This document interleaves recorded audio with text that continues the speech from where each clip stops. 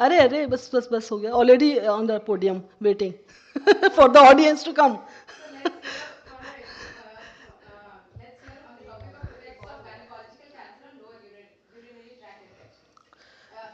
So, Assalamu alaikum. Thank you, Bushra, for your kind words.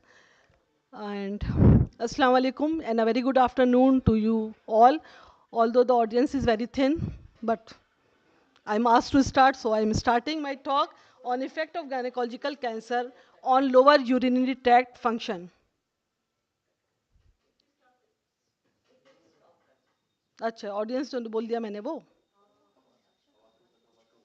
Hmm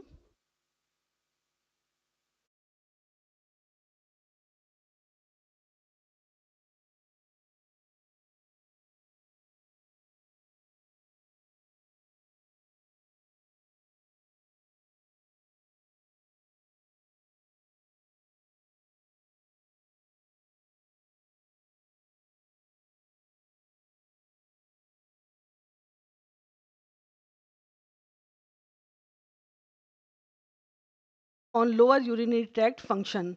So I will be using term LUT just to save time instead of lower urinary tract function during my deliberation. Okay.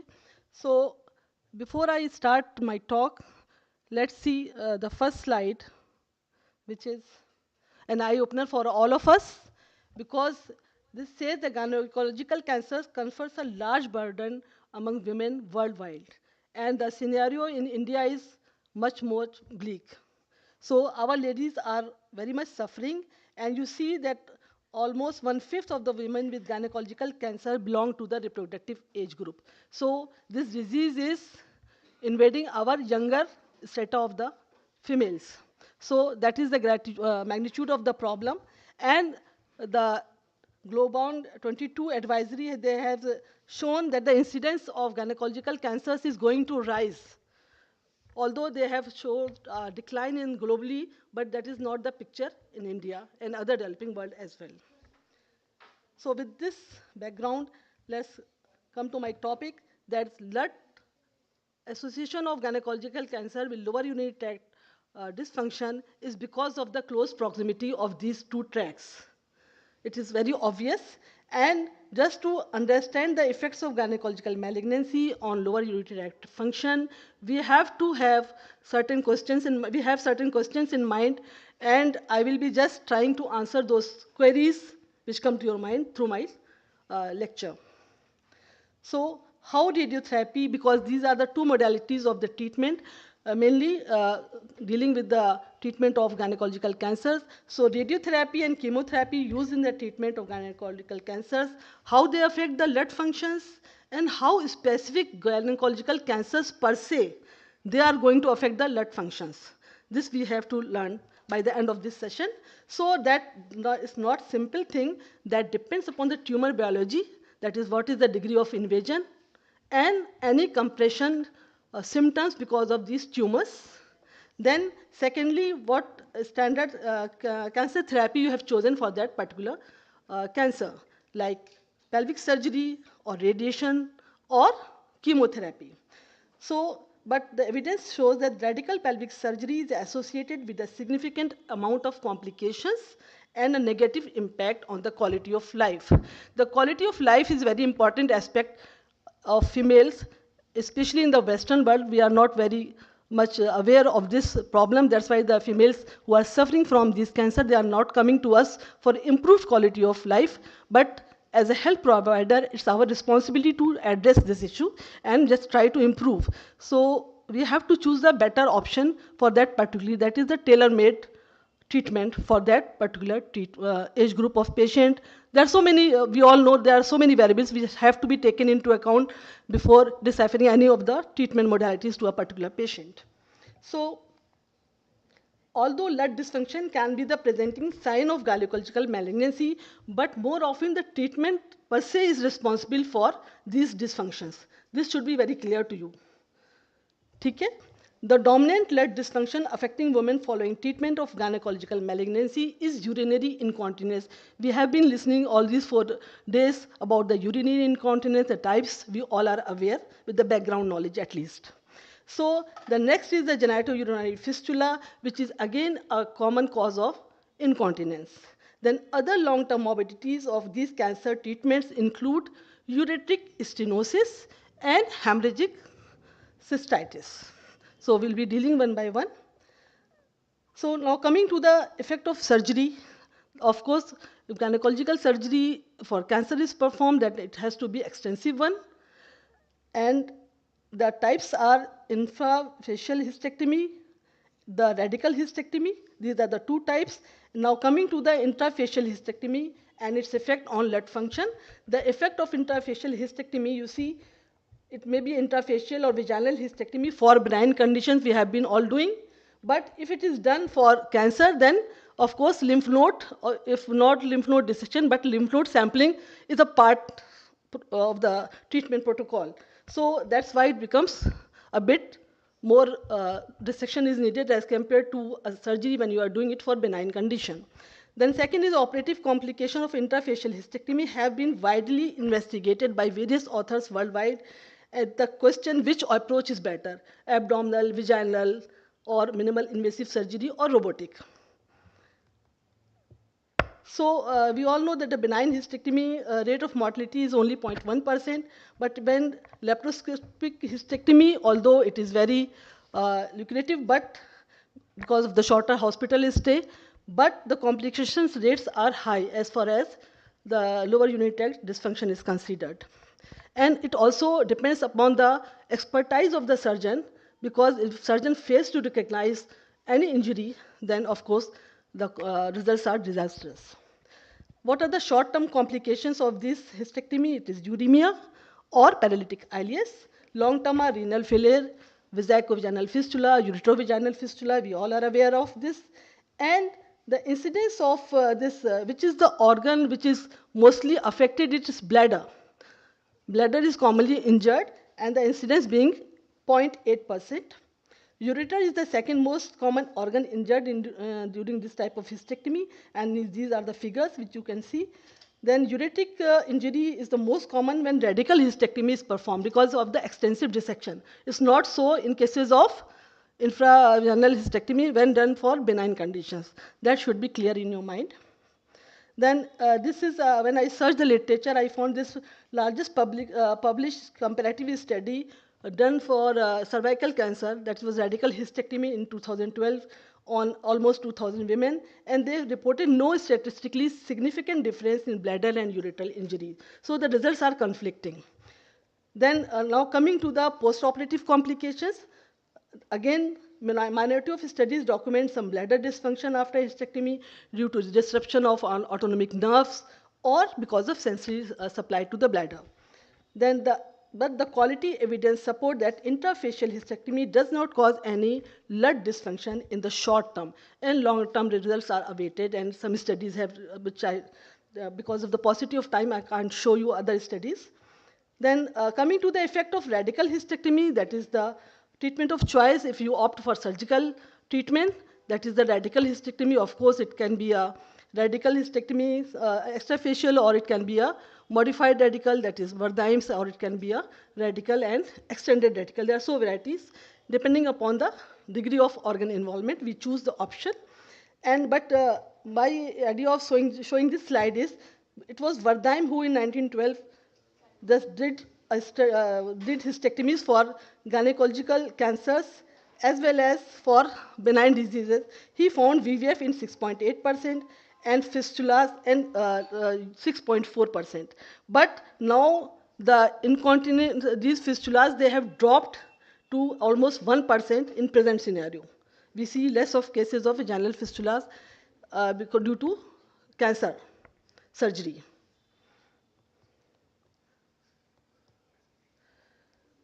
So you see, after radical hysterectomy, you should remember this figure only, that it is 20 to 80% of females who underwent radical hysterectomy for any cancer, gynecological cancer, they will have some sort of lower urinary tract dysfunction. And if you do a short-term study, they will be 80%, but by the course of 15-20 years, they will drop down. Voiding dysfunction in the form of there can be storage dysfunction. You can all see abdominal straining, slow flow, urinary retention, storage dysfunction. Again, you all know. Then recurrent UTI and urinary incontinence. That is the one consistent finding which has all authors have reported that 20 to 50% of these female find urinary incontinence, and some 12% may be having silently suffering with severe form. So this is table is after radical hysterectomy, you can do a follow-up. I just put the different studies by different authors. Some have done 20 years follow-up, and majority of have done a 1 year follow-up. So they all have find fistula, atonic bladder, but this thing impaired bladder compliance, but stress incontinence is the most significant and consistent finding all authors have reported. Bladder dysfunction, majority of urodynamic studies, because this is the urodynamic studies yesterday Dr. Khaja was discussing beautifully, so we can understand that for bladder dysfunction and to study the urethral dysfunction, we have to have a flowmetry studies. Urodynamics is a must. So if you do these studies, you can see that some studies have noted that stable bladder was stable. Some have found that spontaneous contraction of the detrusor muscles are there, and others have reported a decreased compliance. Okay, so permanent inability to void was reported by one study, that is Qadar. He has done a lot of work, and he reported it way back in 1983. So absent bladder and so the results are varied. Different studies have found different results. So etiology of bladder and urethral effects after radical hysterectomy are difficult to decipher, and various studies have investigated the effects of sparing some portion of cardinal ligaments on bladder function because of the presence of abundant rich blood, this nerve supply in the cardinal ligament as well as in uterosacral ligament, we all know, particularly at the site of origin along the pelvic side wall. That's why when the radical hysterectomy is becoming more and more extensive, we go more laterally.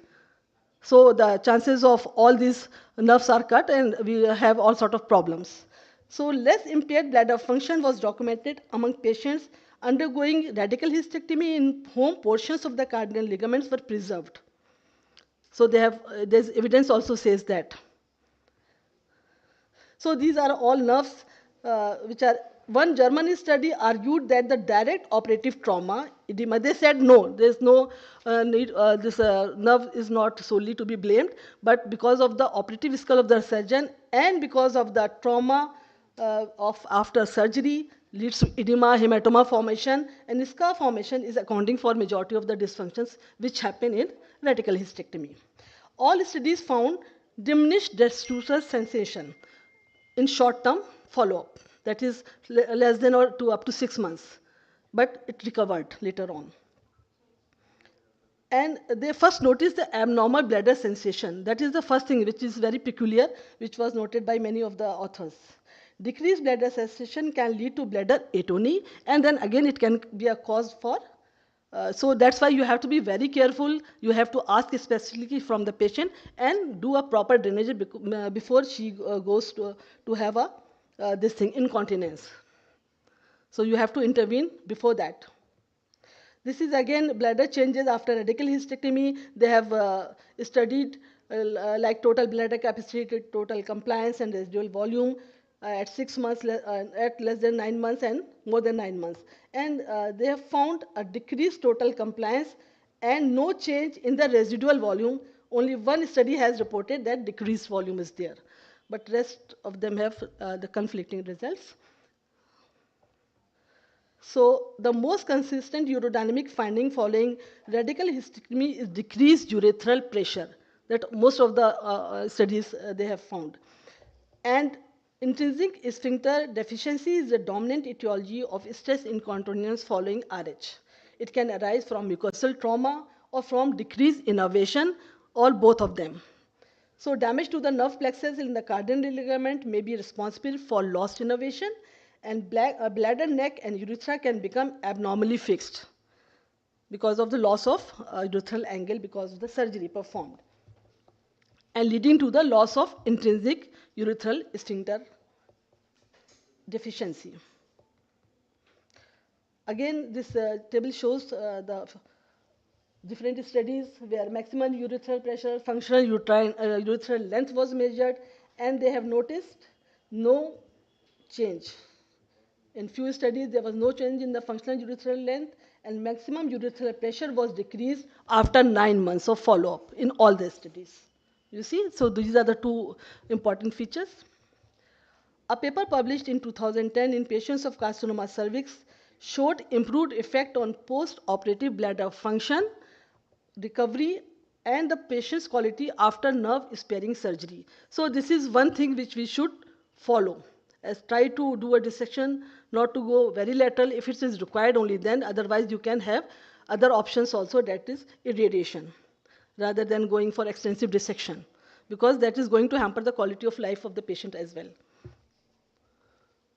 Then coming to the genitourinary fistula and gynecological malignancy, these obstetric fistulas were common in the past, as was beautifully we heard Dr. Zehra's lecture yesterday, so I will not go into the detail. So these were common way back in 1988, and there was a rise in obstetrical fistula to the tune of almost 82%. Then there was a drop. But these gynecological malignancy fistulas, they have declined over the years, and this incidence is around 1% only. Radiotherapy for gynecological malignancy also contribute to, we all know that radiotherapy as well as the surgery are blamed for fistula formation. But fistula resulting from pelvic irradiation are more complex because lot of fibrosis is there, and the important thing is the timing of appearance of this fistula. It may be very late, so a long-term follow-up is necessary. A good counseling will help you to achieve that goal.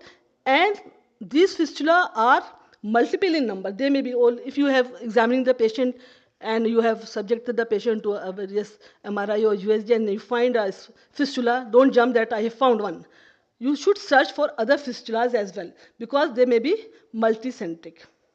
And they refuses to heal also. That's why they are notorious. Then fistula following irradiation can arise months or even after completion of therapy. They have noted more than 20 years after the completion of radiotherapy, fistula development, and patient coming to you as dribbling urine. So effect of chemotherapy, because these are the three modalities of the treatment.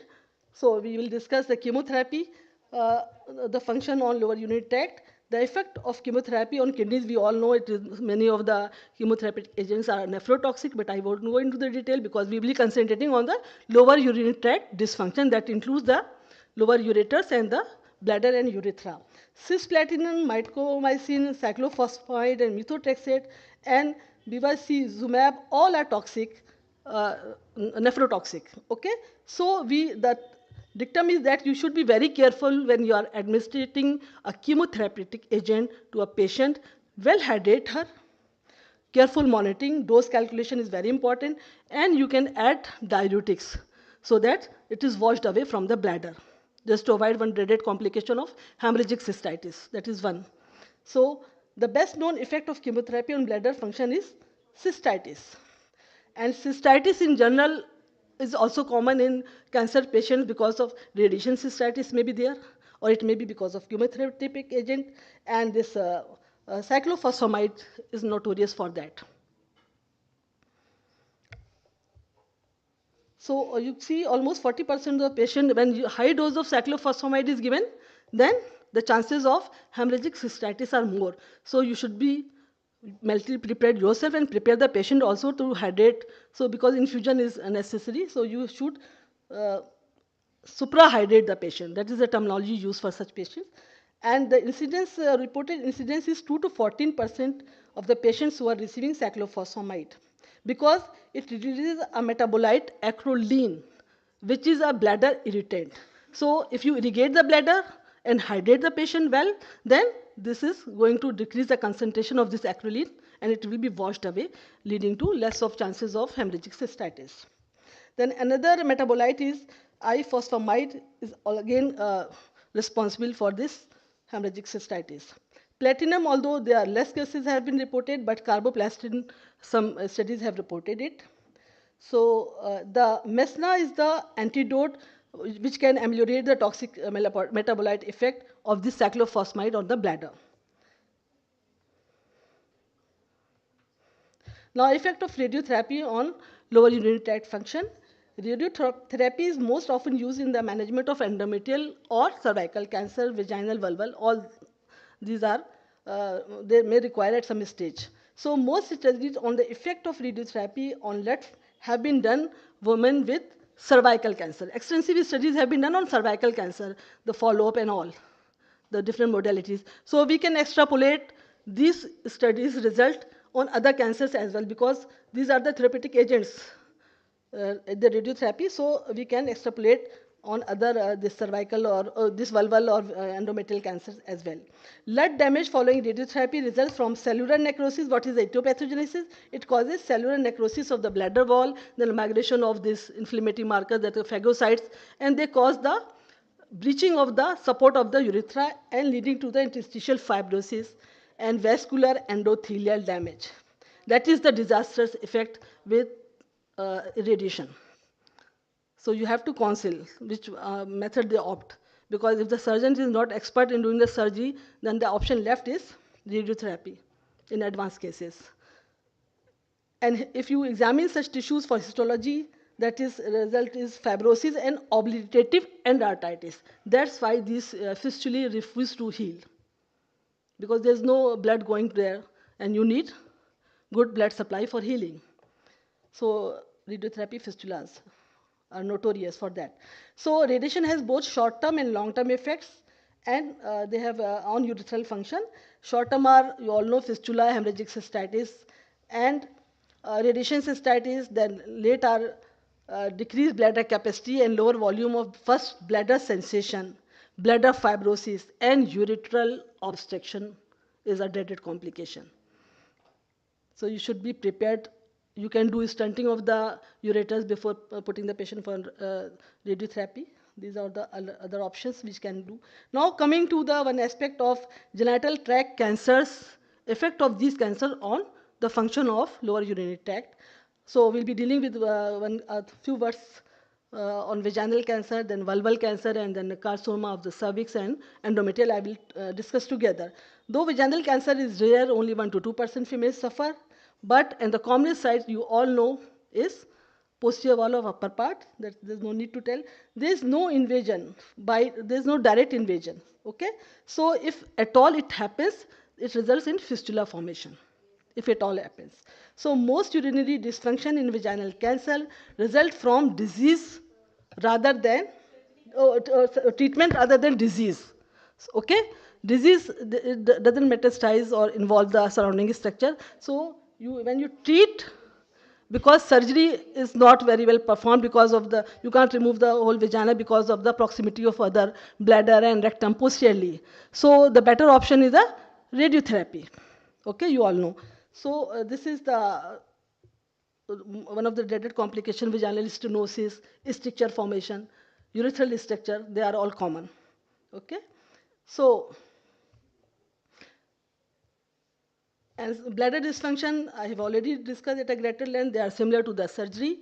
And the one study in 1996, they reported radiation complication over 20 years. They have studied their patients for 20 years, and 90% incidence of radiation complications were there. We are all aware, but you should remember that it is the 19 to 20%. Other complications are RVF and vesicovaginal fistula, rectal strictures and ulcerations. I have already talked. Then coming to the cervical cancer, because the modality of treatment which we offer to these both cancers are almost similar. That's why they are discussed together. The tumor compression of the ureter leads to obstruction.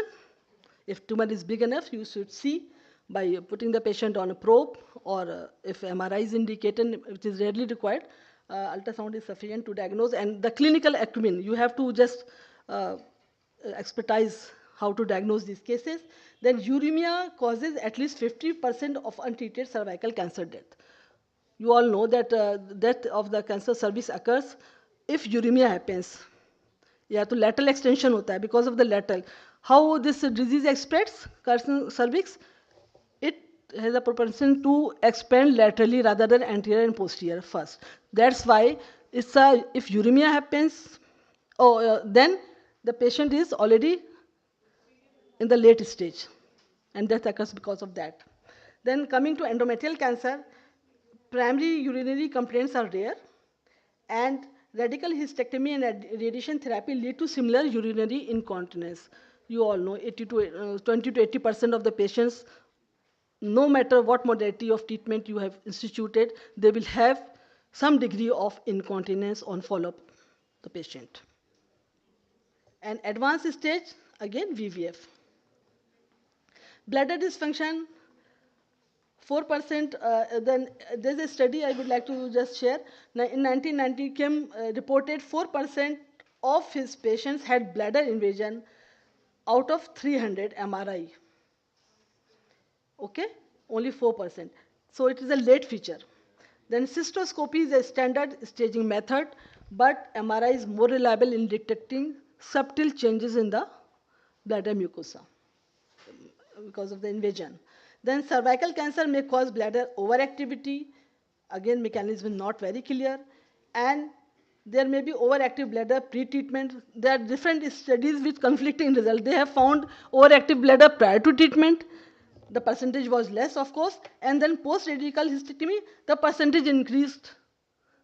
So you can't say, but you know that they will have some sort of detrusor instability. It may be hypotonia or it may be detrusor overactivity leading to dysfunction of this thing, emptying dysfunction or storage dysfunction.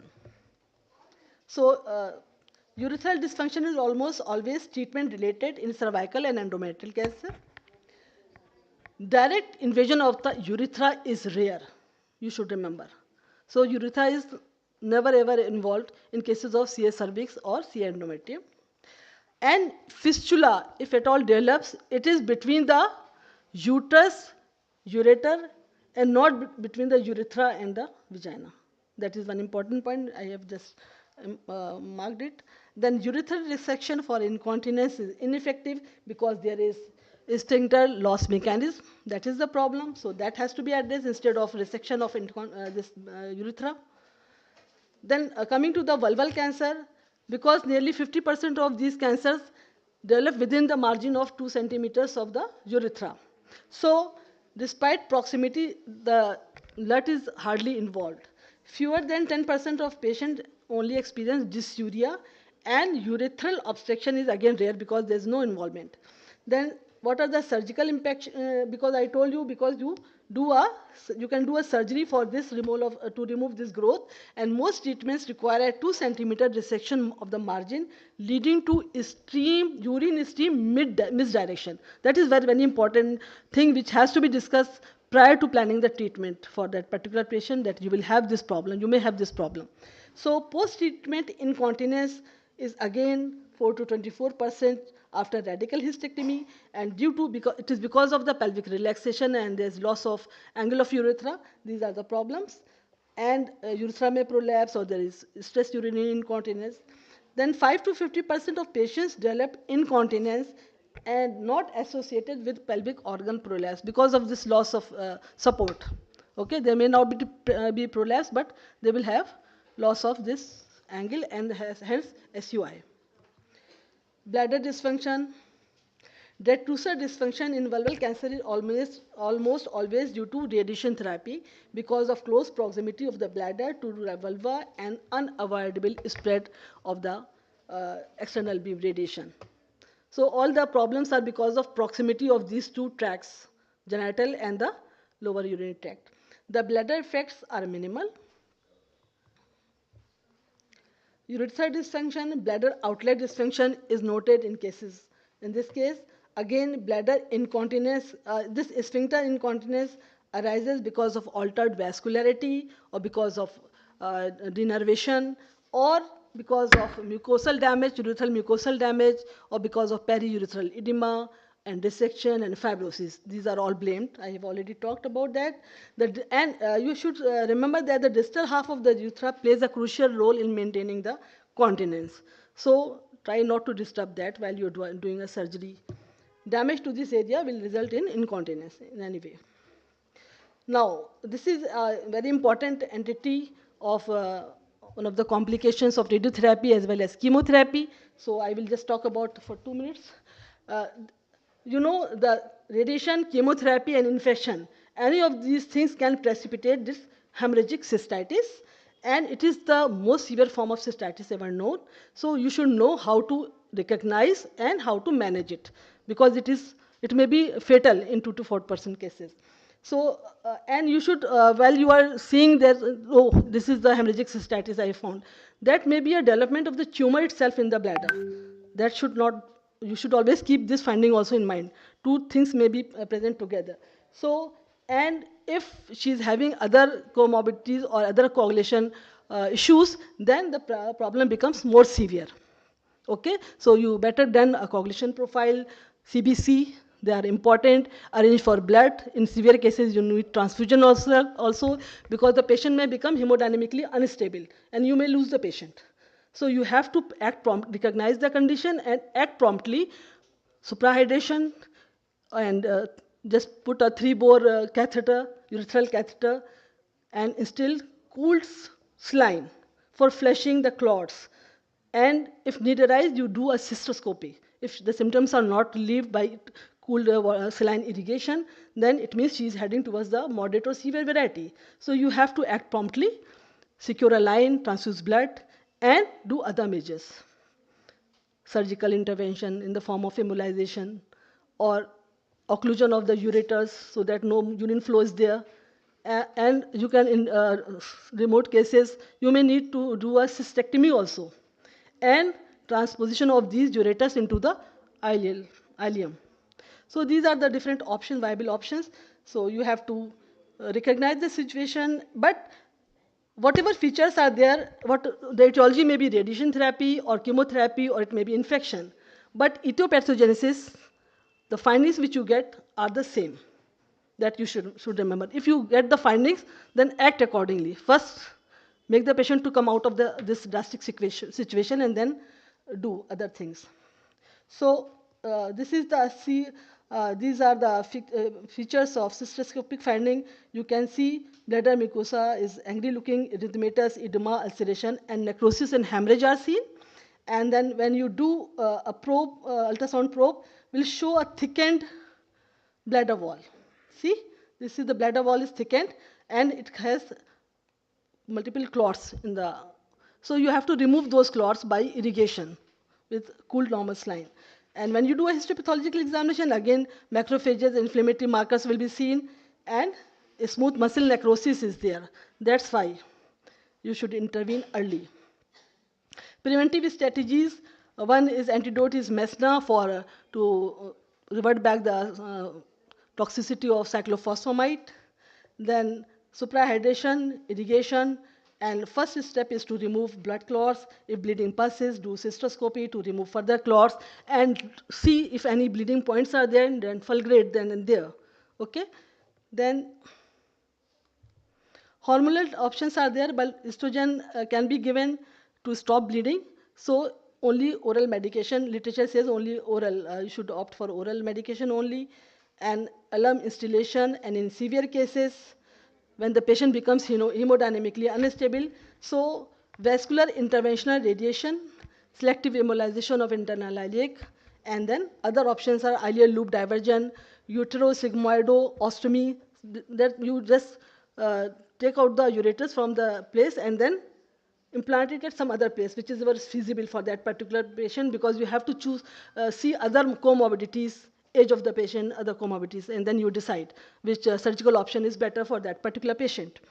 Now, take-home message is cancers of the female genital tract and lower urinary tract are linked because of the proximity. These cancer treatments often cause lower urinary tract dysfunction more than the cancers themselves. These morbidities and sometimes mortality, as you see in hemorrhagic cystitis, is because of the treatment rather than the disease itself.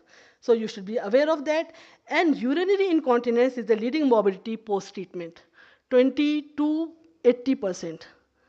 Okay, follow-up में आपको कम मिलेगा, but to the tune of that. So surgical improvement has reduced the fistula development, but urinary incontinence remains a common cause. Both radiotherapy and surgery can cause urinary incontinence due to nerve damage, surgical trauma, radiation effect, and tissue loss, that is urethral resection.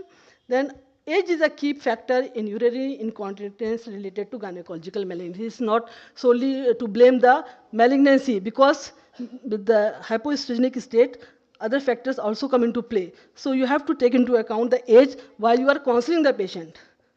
ये सब cancer की वजह से, it's not because of only cancer. You have aging process, there is laxity, so you have to bear with it. Whatever surgical options are available, we will try our level best to help you.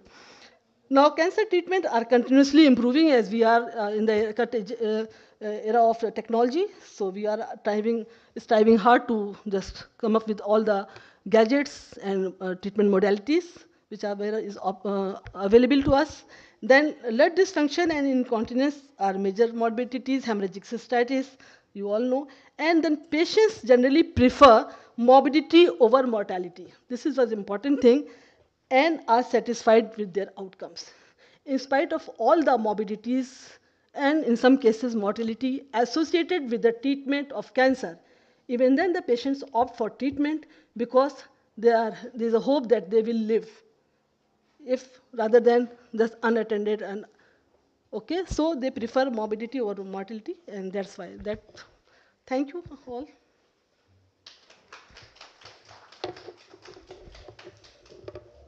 आ जाओ बच्चों, इधर से कूद जाऊं क्या?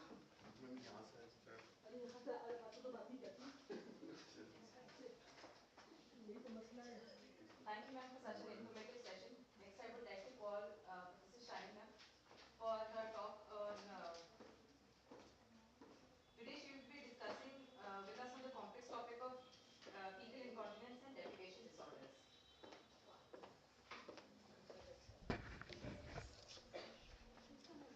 So, Assalamu alaikum and very good afternoon. So today I am discussing fecal incontinence and defecation disorder. Slide changer. नहीं.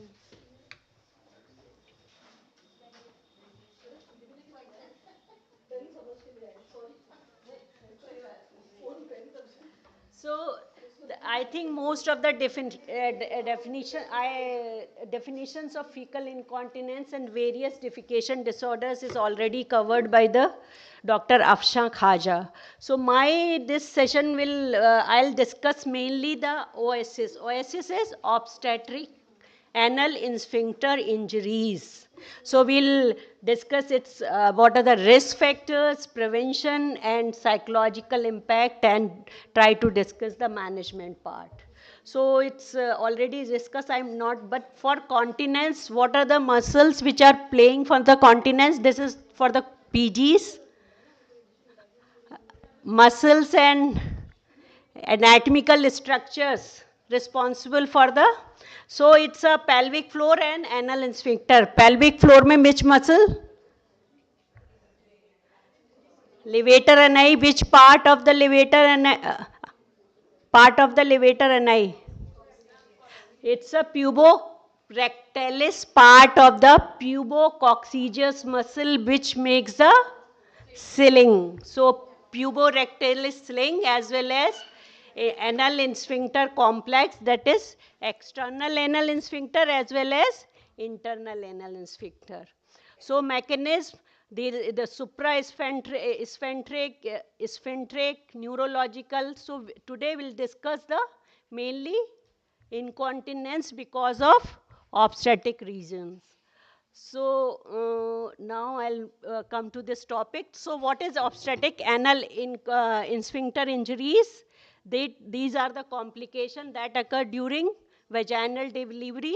So it includes 3rd and 4th degree vaginal tears, perineal lacerations, and can lead to comorbidities as including anal incontinence and RVF and perineal pain. So the reported rate of oocysts in singleton, term, cephalic and vaginal birth in England has tripled from 1.8 to 5.9%. This is according to NH data. And the overall incidence in UK is 2.9%, with the incidence of 6.1% in primary with compared to 1.7% in multi. So, third degree perineal tear, you all know, grade 3A, it can be divided into grade 3A, 3B, 3C. And fourth degree, what is the difference, main difference? In third degree, it is external anal sphincter, and in fourth degree, it's a anorectal mucosa. So in third degree tear, in sphincters, once the anorectal mucosa is involved, that becomes fourth degree. And in third degree 3A, less than 50% external anal, more than 50% external anal, and if the internal anal sphincter involved, it becomes 3C. And 4th degree rectal anorectal mucosa. One more thing, that is rectal buttonhole tear. It sometimes the sphincter may remain intact even with anal mucosa, and there is tear only involving the vagina and the anal rectal mucosa, that is rectal buttonhole tear. That's why it is very essential. Now I'll discuss with you that OASI care bundle, which is introduced by NHS to prevent all these problems. So what are the risk factor? Asian ethnicity, nulliparity, birth weight greater than 4 kg, shoulder dystocia, occipito-posterior, you all know. But you can see that the prolonged second stage of labor, you can see the relative risk is increasing as the duration of the second stage is increasing. The relative risk becomes 2.2 when the second stage is lasting for more than 4 hours. And another thing that is interesting, that instrumental delivery without episiotomy. It is important, that means with instrumental delivery, episiotomy should be given. So if it is forceps, there is relative risk is more than in venous delivery, and without episiotomy, it is very high, it's 6.5. With episiotomy, it reduced to 1.34. Now, to prevent this, can we prevent this uh, obstetric anal sphincter injuries? NHS, RCOG, and this they have introduced the OASI care bundle. What is this? It includes 4 elements. One is antenatal information for women, manual perineal protection, which we are doing. What we are doing once we are delivering, we are giving perineal support and keeping 2 fingers on the occiput to maintain the flexion of the baby and allow the release of the baby, fetal head. So this is that should be given. Third one is episiotomy if it needed. It is not indicated in all cases, but if it is needed, it should be given at a right time. What is the right time for the episiotomy? So at the time of crowning, it should not be before crowning, not after. If you are giving after crowning, it may cause damage to the sphincter. So it should be given at the time of crowning. Third one is, that is perineal examination after vaginal birth. That is important. Perineal examination include even per-rectal examination. That is very important, especially if it is a difficult delivery or it's a instrumental delivery. Always go for rectal examination to rule out any injury, especially rectal buttonhole tear. That can be missed, you may not be able to find. And another thing, sometimes perineum is intact and there is a tear in the sphincters may got torn. So what is the result? The study showed if they have introduced this OASI because of there was a rising incidence of perineal tear in the UK. They have introduced this OASI care bundle, and they have shown the overall reduction in obstetric anal injuries is 3.3% to 3%. And with OASI reduced in spontaneous vaginal deliveries 0.2.6 to 2.2. And episiotomy and cesarean section rates remain unchanged. That is important. It doesn't mean you have to go for give the episiotomy in all cases, but episiotomy should be given timely as well as in cases where it is needed. If you avoid episiotomy, if it is required, it also lead to obstetric anal sphincter injuries. So what is antenatal? What antenatal care should be given to prevent this injuries? So one thing, perineal massage during last week, or you can during the antenatal period, especially in the last week of antenatal period as well as in the second stage of labor. Second thing, the Cochrane review showed that the perineal massage undertaken by women and her partner was associated with overall reduction. What does it do? It will relaxes the perineal muscle, and that is important for the delivery of the baby. So that's why perineal massage should be introduced, and warm compresses during the second stage of labor. With the warm towel can be put over the perineum to relax the perineal muscles. Third one, manual perineal protection with the head degree. You have to keep 2 fingers over the occiput and keep the left hand over the perineum to sustained release of the head. And very important, this mother should not push when the head is crowning. It should not be a sudden push. Don't ask the patient to push, push, push. Just it should be a sustained push. It should not be sudden. Usually the sudden birth of the head or fetal head delivery can lead to tears. So it should be prevented. And this is the time you should evaluate the patient prior. This patient is needed episiotomy or not, and this time you should give episiotomy at the time of crowning.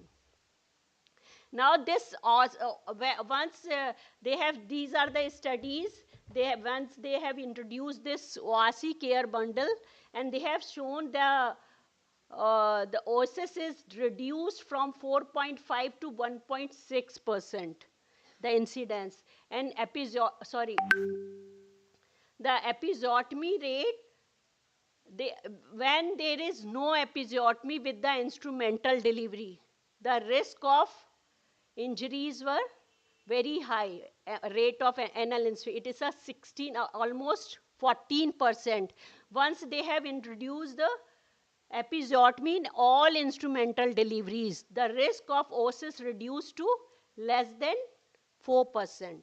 So that is very important achievement. This is the introduction of OASI care bundle. Now, what is the psychological effect of the childbirth related to perineal trauma? So Dr. Afshan Khaja has asked me to, please play this video, to share the experience of this Mrs. J, who of her birth, vaginal birth.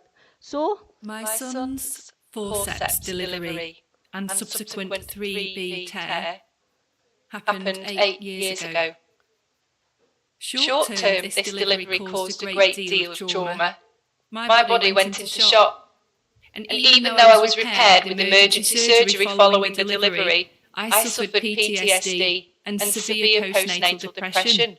I couldn't bond with my baby. I felt shame and a failure that my birth had left me with these life-changing injuries. Long term, I have lost normal bowel function. I suffered for several years with debilitating pudendal nerve pain. before finally finding a specialist physio who was able to work the scar tissue internally to offer me some relief and improved function. Unsurprisingly, my sexual function has been greatly affected by the injuries I sustained. My muscles are weak and damaged. I have very little sensation. I'm constantly worried that my partner will leave me. Nobody ever talks about the profound effect this has on a woman psychologically. I was a keen runner prior to giving birth, and I enjoyed going to the gym 3 or 4 times a week.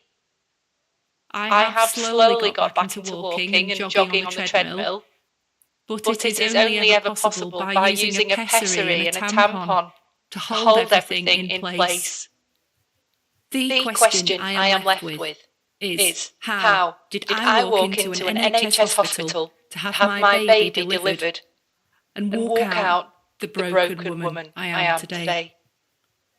The answer isn't simple, but it should be. Had I had information antenatally about the risks of vaginal birth, which could include a forceps delivery, I would have made different decisions. Because the right for a woman to have information about what could happen to her body at birth is the same right that a woman has to bodily autonomy in all areas of her life. My salvation has been finding MASIC, and I truly believe I wouldn't be here today without the support and the hope that the charity offers. So I think this is Jay's story, but there are so many stories, those who suffered the oocysts during vaginal birth. So the psychological and implications associated with childbirth-related trauma may be fecal swelling, urgency, incontinence, flatus incontinence, dyspareunia, depression, psychosocial sexual issues, delayed bonding with the baby, and cessation of breastfeeding. So we should first prevent. If occurred, should be managed primarily. So the repair is very important. It should not be like first repair is the best repair. That will give the maximum result achieved. It is by the first repair. So if it occurred, it should be diagnosed and should be repaired that time only. So it should be conducted by repair of oocysts should be conducted by appropriately trained clinician. Not by all. It should be by trained clinician or by a trainee under supervision, because it is the first primary repair is the very important to repair the first time. If you repair first time, there will be a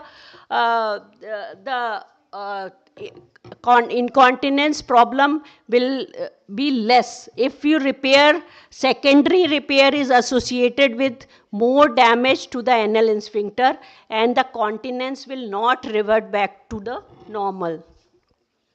So should be done in OT, not in labor room. The patient should be with the good light and should be done in regional or GA. Why regional or GA? Why the relaxation is important for the anal sphincter injuries? Why can't we do just with the pudendal block?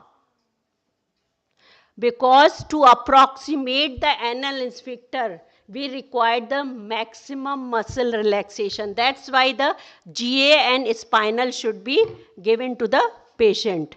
If there is an excessive bleeding, while you are shifting the patient, a vaginal pack should be inserted. Other thing, the figure of 8 sutures should not be taken, and sutures should not be tight. They will lead to ischemia. You have to just approximate the muscle. You just don't make it too tight, because it will not. It will cause the vascular ischemia rather than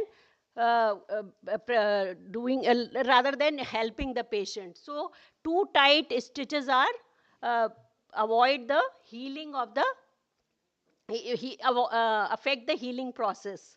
So the full extent of injury should be evaluated by careful vaginal. Sometimes there may be third degree perineal tear, and simultaneously you may get sometimes rectal buttonhole tear above that apex. So the careful examination should be done for the evaluation and to rule out any other injuries like rectal buttonhole tear. The torn and anal epithelium must be repaired with continuous Vicryl 30 sutures.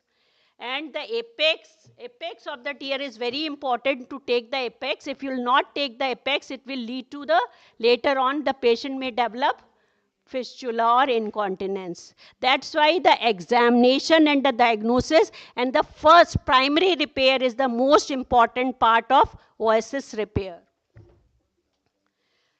Now, internal anal sphincter, if it is a 4th degree tear, the internal anal, third degree with grade C tear, the anal sphincter will be gone. So it should be repaired with the 30 PDS. PDS is polydaxon. It should be a monofilament rather than multifilament to prevent, because the monofilament there is a less chances of infection with, rather in multifilament there is a bacterial growth in the filaments with the layering of the sutures. So monofilament sutures are better than the multifilament sutures. If less than 50% anal sphincter, so there are two methods of repairing the anal sphincter. One is end to end, just approximating. Another thing is overlapping. Overlapping required more expertise than the end to end. Number two, it required more relaxation, more dissection, lateral dissection. Sometimes it may not be able to overlap.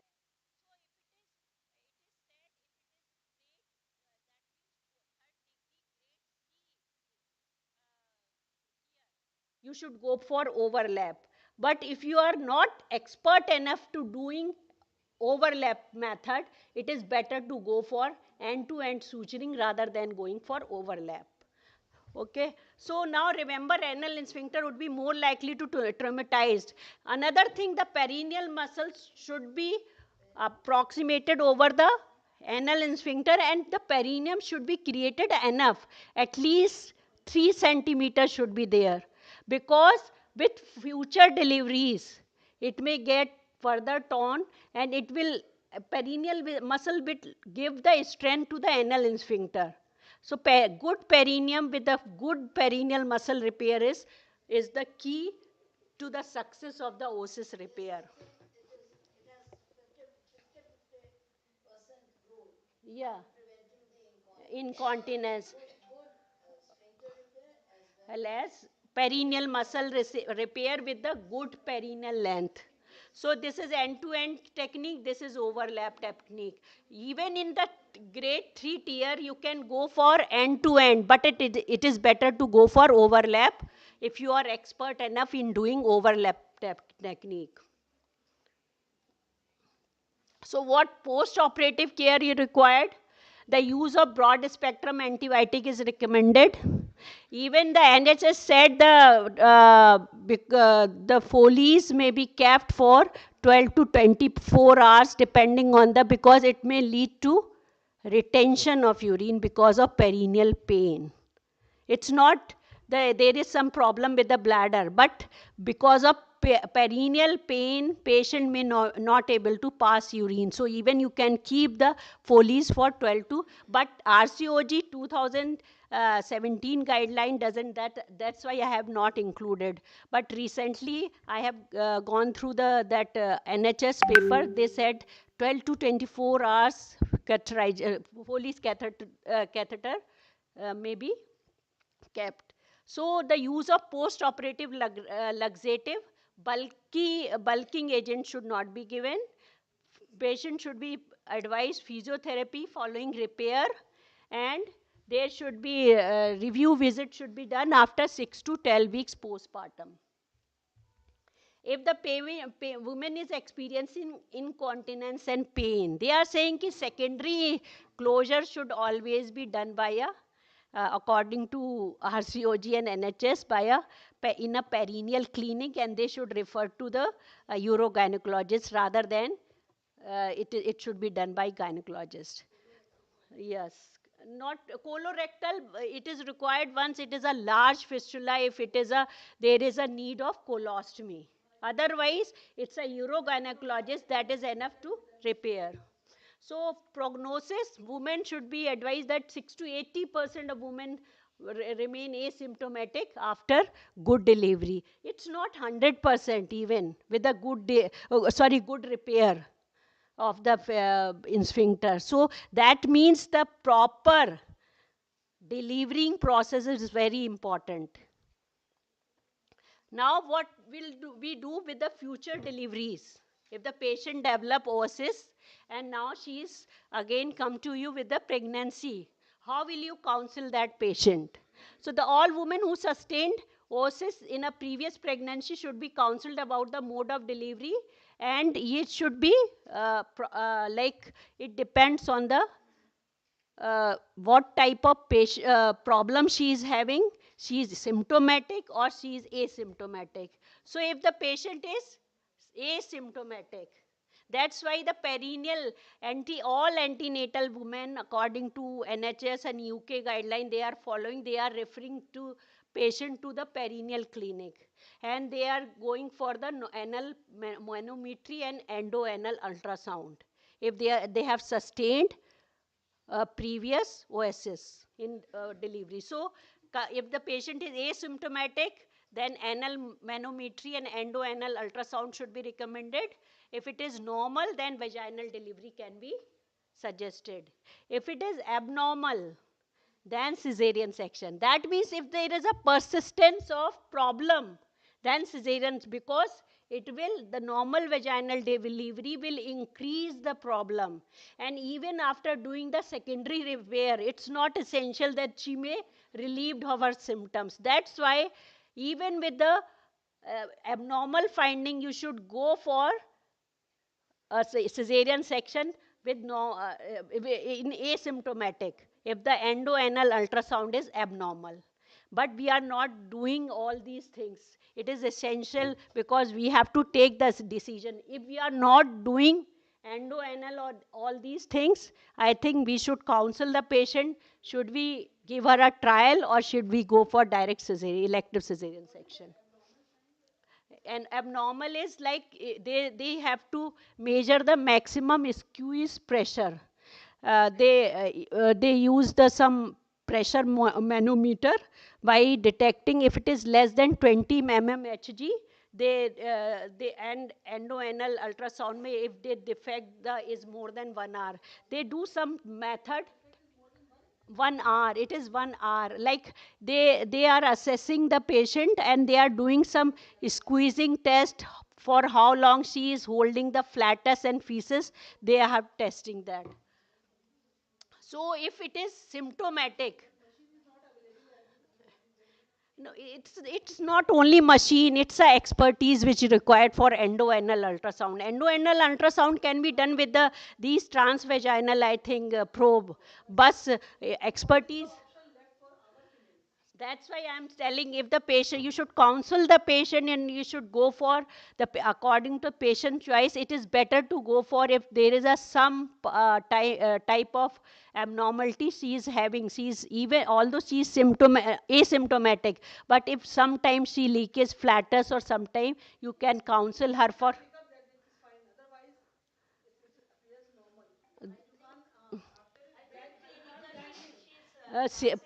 Flatus has some defects. It may be occasional. That's why they are saying it's asymptomatic women. It may be occasional rather than continuous passage. These are symptomatic patient. If the patient is asymptomatic, but normal in sphincter, but actually the normal in even after repair. even after repair, you cannot regain the normal sphinctering function with the even with you are giving your 100% in repairing. That's why they have introduced the ORC bundle care to prevent these injuries. If they are not heavy. So conservative, if patient is symptomatic, what should be done? If it is even patient is symptomatic, the anal monometry or endoanal ultrasound is normal, they can go for vaginal delivery. If it is abnormal, if it is mild, cesarean section, severe may, she can go for vaginal delivery and later on repair if the family is complete. If family is so severe है तो कोई उससे ज़्यादा severe होगा ही नहीं ना. एक बार severe है तो patient should be left for vaginal delivery, and once the family is complete, then she should go for repair or she should go for future cesarean section if she doesn't want to.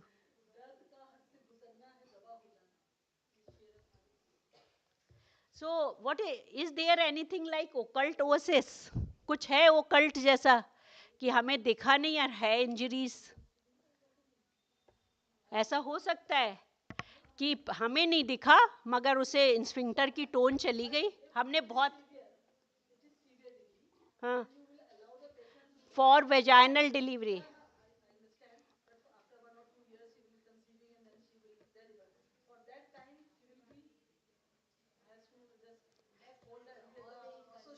नहीं no so cesarean section should be done ना directly. नहीं she हाँ नहीं दो तरह की मैं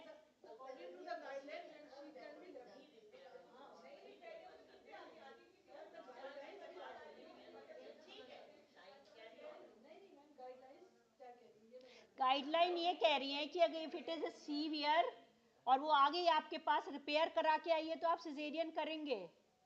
repair करा के नहीं आई है तो will go for normal delivery और उससे कहो बाद में रिपेयर करा ले. यही है हमारे पास ऑप्शन है ना. अच्छा ओकल्ट ओसिस is there anything occult? So this is a one large study performed by Sultan et al. And they said that 33% of women who are delivering, they sustained occult oocysts. Later they studied further, they found that these are not occult oocysts. These cases were misdiagnosed. They are not examined at the time of delivery. These all are missed cases. That's why they have introduced the rectal as well as proper vaginal examination after uh, difficult delivery, or even in with the normal delivery you can go for this proper vaginal examination. So can routine anal endosonography immediately after delivery to improve the accuracy in detection oocysts? एक हुआ normal delivery, अभी हमने कहा ना occult 30% पे हो सकता है. So endo-anal USG require skill and expertise. Therefore, in practice, it is of limited value. It is the clinical training which is more important than going for all experts management. So, PG training of doing that oocyst care mandals should be implemented to prevent all oocysts. So, the key to conclude the Assalamu alaikum. So the keystone to diagnosis the oocysts lies in improved clinical training of doctors and midwives. To minimize the risk of undiagnosed oocysts, a digital anorectal examination, that is called occult oocysts. So there is nothing like occult. It is all missed cases. Documentation of anatomical structure should be good, and women should be fully informed about the nature of her tear and offer follow-up accordingly. Thank you.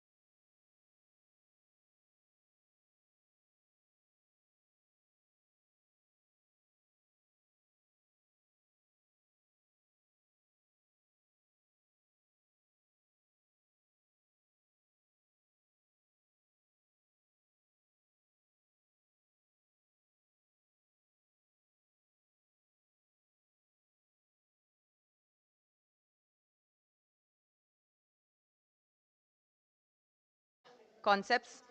Your inputs were really valuable to us. Uh, for our next session, I would like to call upon our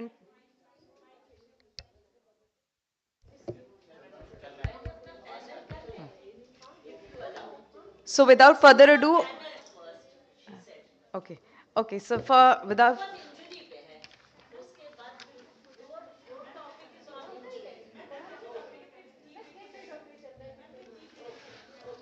ma'am क्या panel करें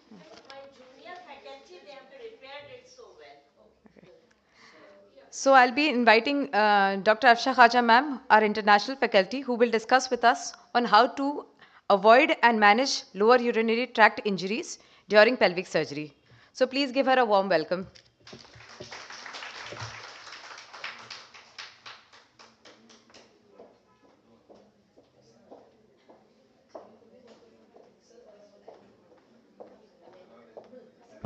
Thank you very much. I became nearly 1.5 hours late today because I was sitting in the local police station. It seems they have never seen a Pakistani person before.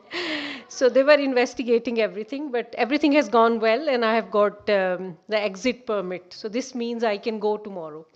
So that's good. So sorry about being late, but I did join online. So Dr. Nishat, I did watch your lecture on YouTube and some other. Okay, so let's see what's there. This is a very small talk. As we have been discussing geriatric and bedridden patients earlier on, the background to this topic is in the UK, not many people are having children. So the population demographic has changed. So most of the population we have in the UK is elderly and geriatric. And the definition of elderly and geriatric is anyone above 75. So the proportion of population has changed in such a way that younger people are becoming less and less and older people are becoming more and more. In India, this is not the issue because still demographic is very different. But because of this problem, specialities are becoming further specialized to manage elderly and geriatric patients. Okay, so the prevalence and importance, 1 in 2 postmenopausal women, they experience prolapse and or urinary incontinence. We do not know any other medical condition in the whole medicine where 50% of the female population can have a problem like that. This is the commonest scenario a woman can entail in the course of her life. So 1 in 2 is huge. And it is a higher burden in bedridden elderly. And the purpose of this presentation is to provide evidence-based strategies prioritizing patient-centered care and ethical consideration. Obviously, in addition to demographic population, there is also a new concept of euthanasia, which is becoming more and more advanced. So that is also a worrisome thing. When people become so upset, they would like to end their life, but of course we don't allow that. In the UK, it's not legalized. Okay, so pelvic organ prolapse affects any compartment. It can be any compartment like anybody else, anterior, posterior, apical, and the risk factors are multiparity, but multiparity is usually not an issue in the UK, but the main problem in aging population is reduced estrogens, immobility, and sarcopenia. Sarcopenia means reduced muscle mass. So they can have any type of urinary incontinence, all we have been discussing, but the one we worry about is overflow incontinence and functional incontinence. Okay, so what happens there in elderly? The main thing we have been talking about repeatedly is the muscle mass deficiency. Every year after age 40, we lose 5% of our muscle mass. So pelvic floor muscles are also part of the same muscles as other parts of the body. So the muscles get even more weakened after age 75, and reduction in actual muscle mass affecting levator ani and other pelvic floor muscles as well. So connective tissue degeneration, nowadays a lot of young people, they take supplements in the form of collagen because the concept is the collagen is so vital in maintenance of everything we do. Collagen loss and altered elastin. So elastin also gets changed. That's why elderly people could have a lot of wrinkles and also joint problems. Hormonal changes, estrogen deficiency, we all know, results in thinning of vaginal epithelium, reduced blood flow, weakening of urogenital tissues, and facial and ligamentous damage, especially pubocervical fascia, rectovaginal fascia, and it disrupts structural integrity of vaginal wall. Those were anatomical changes, but in addition to that, with passage of time, we have neurological decline, the main one being peripheral nerve dysfunction, and the top of the list is diabetes, because diabetes does affect peripheral nerve function, Parkinson, multiple sclerosis, and it is surprising how common these conditions are in Europe, particularly Parkinson's and multiple sclerosis. Detrusor overactivity and underactivity, as well as aging, also leads to decline in actual pelvic nerve fibers, reducing neuromuscular control over continence. So these were peripheral nerves, but in addition to that, we all know when we get aged, we have central nervous system impairment like stroke, dementia, spinal cord injuries, impaired brain bladder coordination, and diminished reflex pathways. For example, aging reduces sensitivity of bladder stretch receptors, causing incomplete emptying and overflow incontinence, as I mentioned earlier. So functional impairment, so chronic immobility, prolonged bed rest, particularly if people are in a nursing home, they are not able to mobilize alone because they need support and there is no one to support them. So prolonged bed rest exacerbates pelvic muscle atrophy, impaired venous return leading to venous congestion of pelvic tissue. Reduced abdominal muscle tone, diminished ability to generate intra-abdominal pressure for effective voiding, so they can have like overflow incontinence. And in addition to that, detrusor muscle itself can get weak. So like in younger people, detrusor becomes hypertrophied. In older people, can become hypocontractile, so it doesn't contract. So most of the problems are backflow and a very large bladder with overflow incontinence. So talking about urinary tract specific pathophysiology, detrusor overactivity, detrusor muscle undergoes fibrosis and ischemia resulting in uncoordinated contractions. So there could be bizarre patterns of detrusor contractions, and urgency and frequency is extremely common. Bladder wall compliance, as there is loss of elasticity, so bladder becomes a bit more like plastic type of thing rather than elastic type of thing, and it leads to urgency and frequency. Sphincter dysfunction, we all know because of peripheral nerve disease and previous prior pelvic surgeries, they also predispose to stress urinary incontinence. So the comorbidities which we are in particular concerned are COPD, which is extremely common.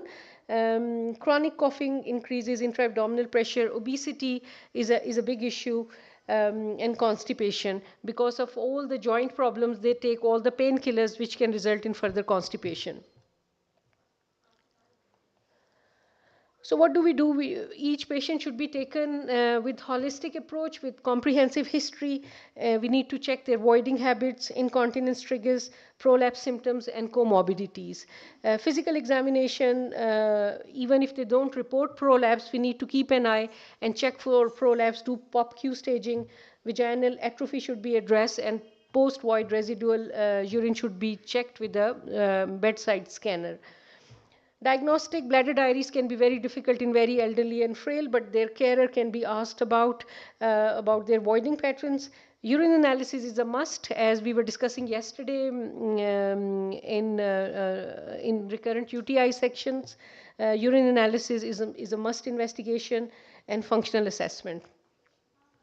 So what can we do for them? Most of the time we will be focusing on conservative management in elderly, behavioral intervention like bladder retraining and timed voiding, because they may not have sensation of detrusor contractility or urge sensation. So we need to check that at least they pass urine every 4 hours. So that is the time frame which we would like their carer to take them to the toilet or provide them with a bedpan. 4 hours is an optimal time. Pelvic floor muscle training. Again, there are challenges in immobile patients, caregiver assistant programs, and lifestyle adjustment like avoid bladder irritants, which we discussed earlier, tea, coffee, hot chocolate, and fizzy drinks, and manage constipation.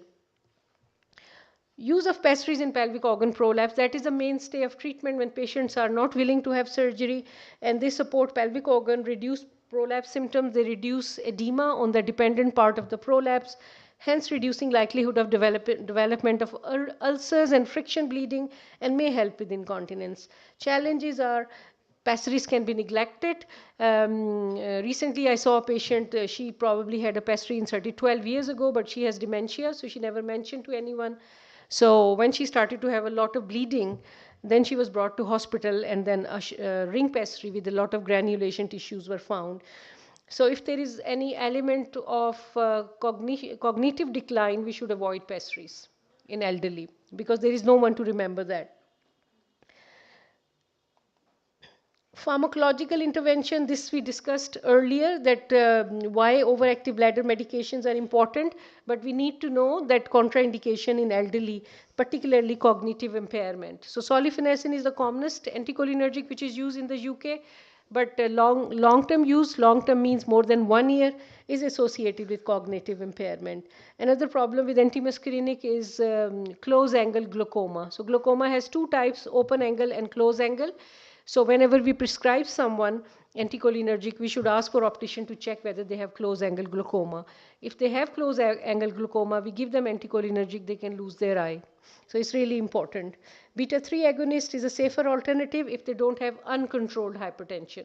So hypertension which is controlled with medication, which will be the case in most of the elderly, beta 3 agonists are not a contraindication. But if they have renal failure or compromised renal function, we never give 50 mg, we always give only 25 milligram in elderly. We talked about vaginal atrophy and UTI prophylaxis. Sometimes these elderly patients, whenever we do dipstick, there is always pus cells and there is always nitrites positive, because sometimes these bacteria will not go away whatever you do.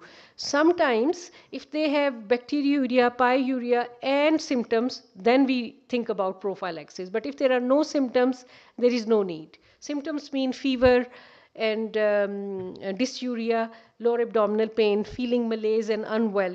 The only problem here is because of elderly's compromised immune system, sometimes they do not mount a feverish response to an infection. So this is a problem, because then we can neglect them, not giving them antibiotic. But we need to check other vitals to find out, because sometimes they may be going into sepsis but without mounting a fever response. So whenever we consider low-dose antibiotic for recurrent infection, usually our regime, as we were discussing before, is one antibiotic for 3 months, for example, trimethoprim 50 milligram bedtime, and then next 3 months nitrofurantoin 50 milligrams bedtime, and then cefalexin. So these are the three we can use in this manner for 9 months. But again, a word of caution about long-term antibiotic use, and each and every antibiotic has specific problems when they are used longer than 6 months. Catheterization strategies, we prefer self-catheters instead of indwelling Foley's catheter. But if there is retention, we can teach elderly self-catheters, but then manual dexterity is a problem, and sometimes they are not able to self-catheterize. So the options are urethral catheter or suprapubic catheter. But then hygiene and regular monitoring are essential. Sometimes they do end up having a suprapubic catheter or urethral catheter. So if there is severe prolapse or refractory incontinence, unresponsive to conservative measures, then we consider surgery. And then it could be vaginal repair or colpoclysis for large prolapse. And then we need to optimize comorbidities and involve MDT.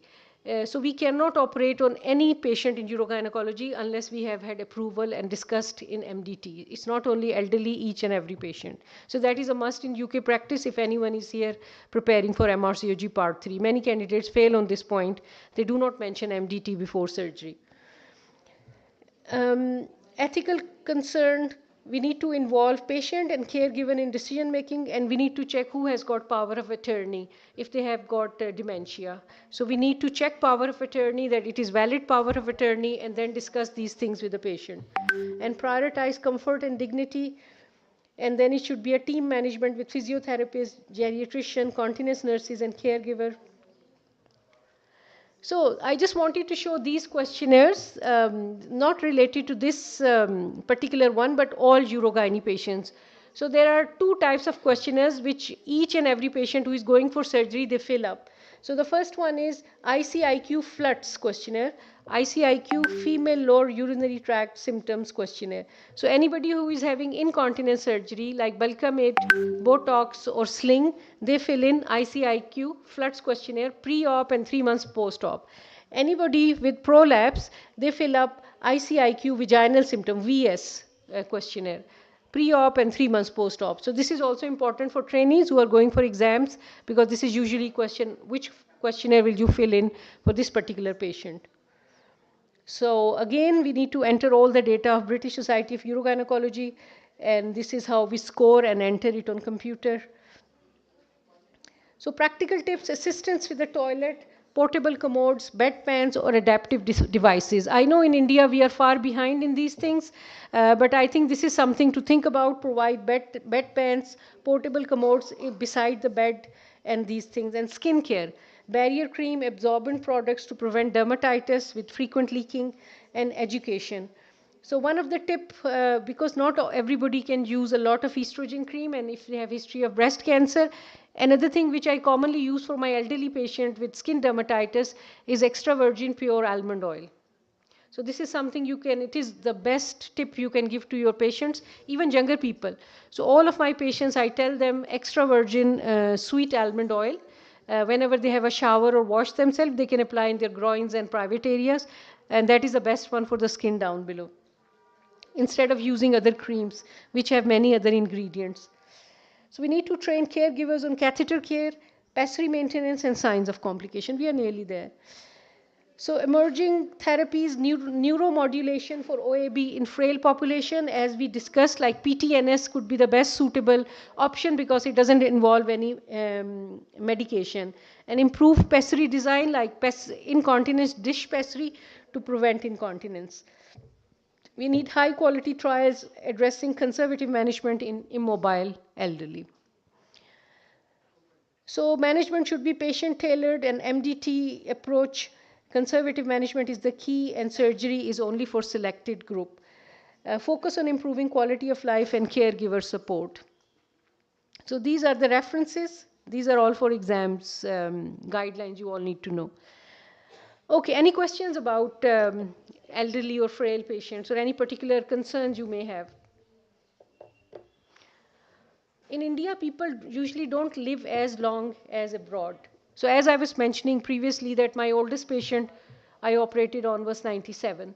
So, and she feels entitled that if she needs surgery, surgery should be provided.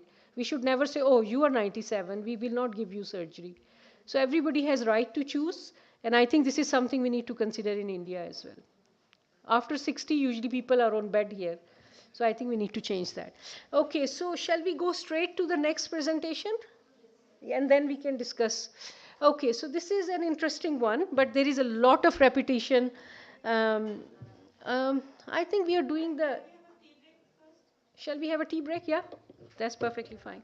I think we will be doing other injuries lecture, not the robotic. I'll tell you.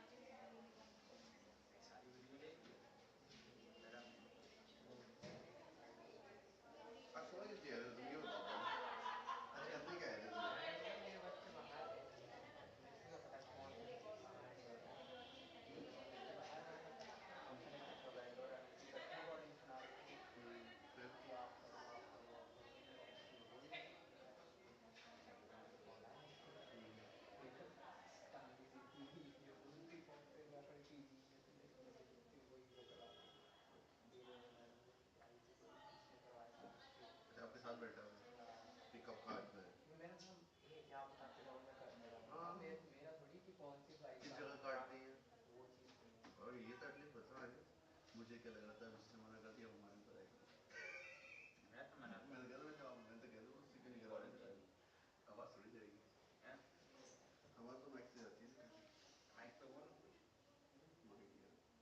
कुछ और पापड़ आया है हां पापड़ खाएंगे यार पापड़ छोड़ो यार इनको पेन ड्राइव भी दे दे इनका डेटा कॉपी हो जाएगा सारा D5 पर लेकर कर रहे हो आज तक क्या बात है जी क्या बात है भागना है मेरे को यहाँ से बहुत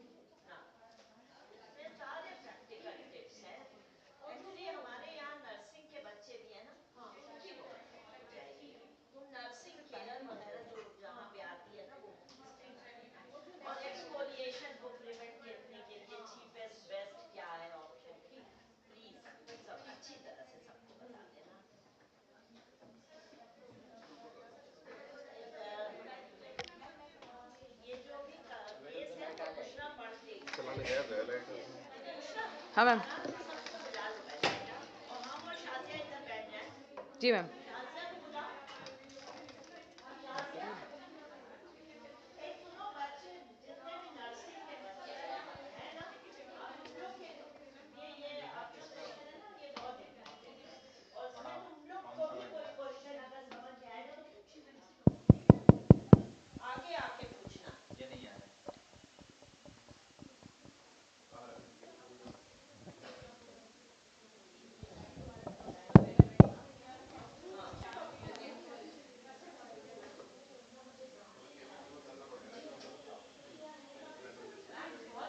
frequently come across. So with that background, may I request Dr. Bushra Fatima, Assistant Professor in the Department of Obstetrics and Gynecology, to start with a brief summary of the case, which are being managed by their unit. So patient Mrs. A 23-year-old female, para 2+0, live 2, with VBAC delivery, presented to us on day 3 with continuous dribbling of urine. She was referred to us from a primary healthcare center where she delivered. So on per-speculum examination, an unhealthy previously stitched cervical tear with a rent of on the anterior wall of vagina of around 2 into 2 centimeters was seen, from which urine was dribbling, and Foley's bulb could be visualized through this rent. And another small fistula was noted in the juxtacervical position. This is the image here, and one fistula is this that we can visualize here, and one was deep here inside. What did you do after having a detailed examination of this case? How did you investigate? What all you did for her? As soon as the patient came to us with such complaints, is to be Take one more. You can rotate amongst yourself.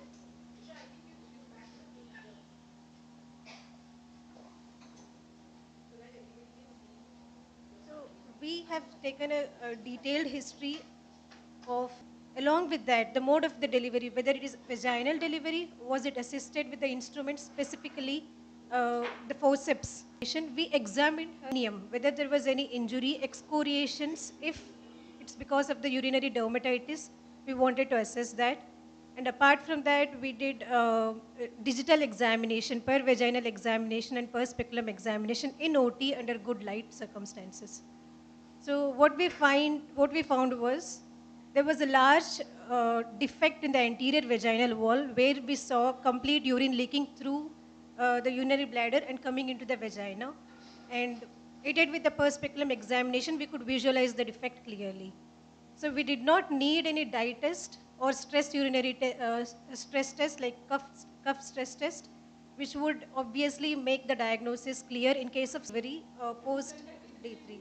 Ma'am, we were not sure who conducted the delivery, but she came from a PHC, and So with that, what they examine, when somebody has come following delivery with a history of leaking per vaginum, what all examination should be done? Because we are getting quite significant information just on simple speculum examination, I think that will suffice in this case. Because if something is not clear, if it is like a crisscross fistula, when it is like a oblique course of the fistula, when we actually do not see the indentation or hole, then obviously we need few more investigation. When it is crystal clear, then I don't see any other reason to do any more investigations. But obviously, cystoscopy could be one more investigation. In that case, okay, cystoscopy. I would like to add one point here. There was a previously sutured, there was a cervical tear which was previously sutured. So when they did the primary repair, they must have missed this large VVF.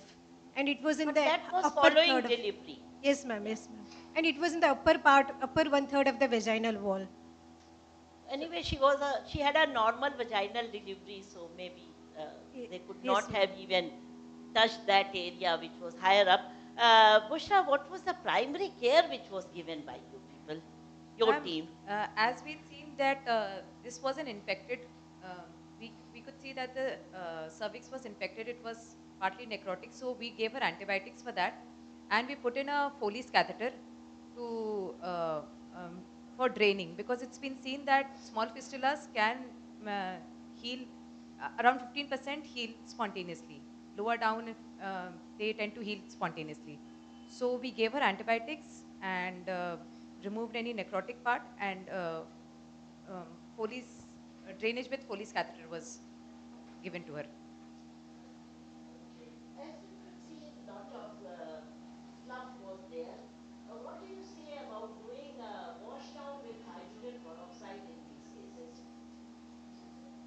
That is not the usual practice because we don't know the reaction of hydrogen peroxide for different patients react differently. But a good hygiene, even washing with normal saline will suffice because we just need something with little bit of pressure to wash the slough away.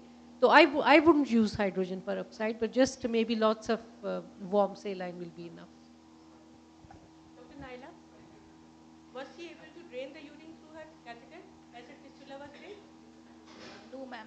She was not draining completely. She was not draining urine completely through the catheter since the size, because the size of the fistula was large and there was more than one fistula present. Was any amount of urine coming in the uro bag, or all of it was leaking? And most of it was leaking through the fistula.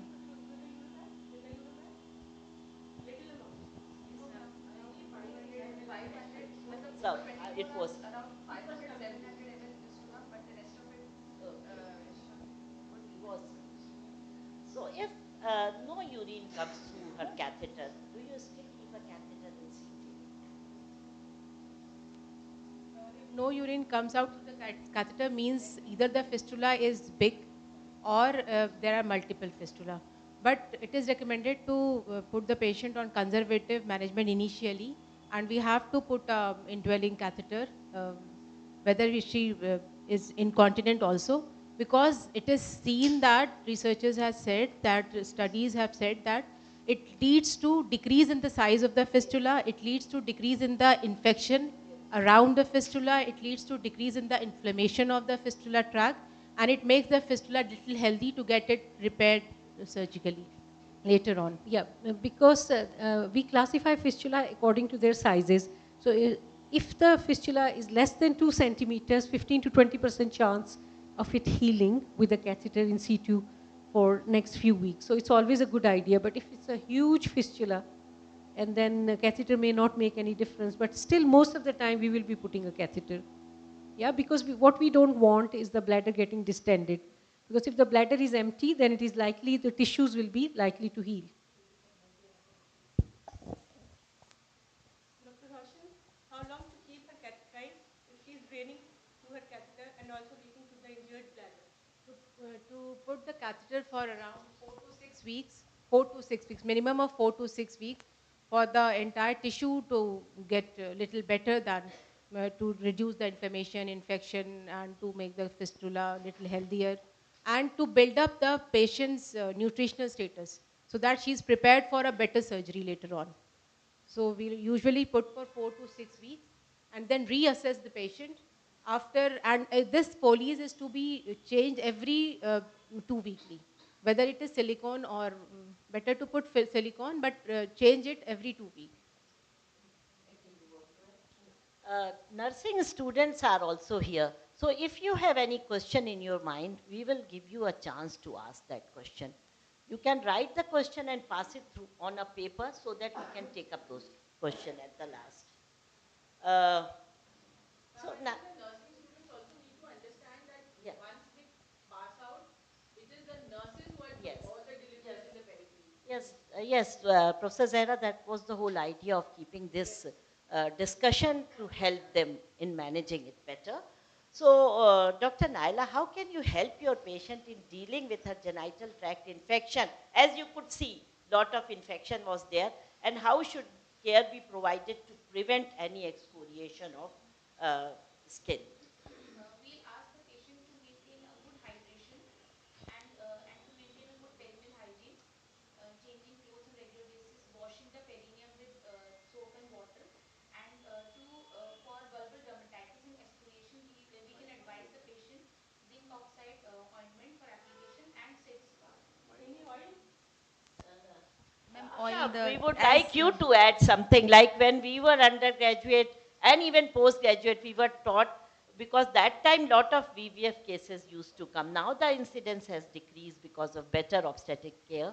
So we were told that Vaseline is cheapest and best if you want to prevent the excoriation of the skin in a case of VVF. So what is your say for that? The best thing about Vaseline is that it has only one single ingredient, which is petroleum jelly. Problem happens when an area which is traumatized and we apply something where the list of ingredient has more than 2, 3 items. It's not good idea because we don't know how the open tissue will react to it. For example, the double barrier cream or Diprobase or Dermol, things which we usually give to patients, dermatitis patient with lichen sclerosis and all that. But when you read the list, there are at least 7 ingredients. So they increase the shelf life, and these are preservatives and various things. And that makes you wonder what will be the effect of these ingredients. So that's why I have shifted myself so much to extra virgin pure almond oil. For any dry skin condition, and Vaseline I indeed use a lot because it has single ingredient of petroleum jelly and it is easily available. So Vaseline. You were adding something now. Tell me. Coconut oil. Yeah. Can it be equally effective? Because in our country we get more of coconut oil. So can it be as effective as almond oil? So the benefit of coconut oil is that it is anti-inflammatory and antifungal as well as bactericidal. I don't know, but it is antibacterial as well. So these qualities are quite useful qualities there. But I think it's quite messy, isn't it? Coconut oil is quite messy for patients. It's very, very, very oil based. Almond oil is not sticky and it is it has no Consistency is relatively and it thin. has That is no why. smell. Yeah. Almond oil has no smell and it is cosmetically pleasing that it doesn't create a mess. But I think coconut oil can also stain your clothes. So Cheaper. yeah, yeah. But I don't see any reason why not. I think it can be used as well. Thank you. But it should not be rancid. You know, when coconut oil becomes rancid, it's not. It should be It's not fresh good. coconut oil. Dr. Bushra, Good smell of when coconut. will you decide to discharge her and call for the follow-up? Advice at the time of discharge. So basically, these patients to be need follow up in the hospital.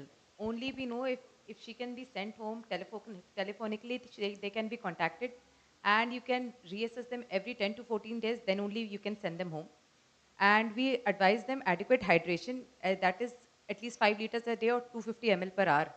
It is recommended so that there are no debris and there is clear, urine is clear. And other than that, we advise perennial hygiene, sits bath, and that's it. No other antibiotic is required for in such cases How unless urine about culture doing is, her urine culture? ma'am, unless the urine culture is And how do positive. you take the sample for urine culture? Because many postgraduates are sitting here. So we can have it Ma'am, from Dr. Afshan. How to take sample for urine culture in the case of VVF, where most of the urine is, she is dripping. If we ask patient to collect urine, obviously it will be contaminated because of vaginal flora and all that. So the best thing it will be to collect the sample yourself with a pipette on top of the syringe and just put it in the fistula tract and collect it from dependent part of the bladder. So collect it with a sterile syringe which has a pipette-like thing on the front. So you go in and you just take out some sample directly because if you collect it from the catheter or the hole, it will be contaminated 100%. Yeah. ma'am, even from the catheter, it will be contaminated. Because it is open environment from vagina. Okay. Yeah.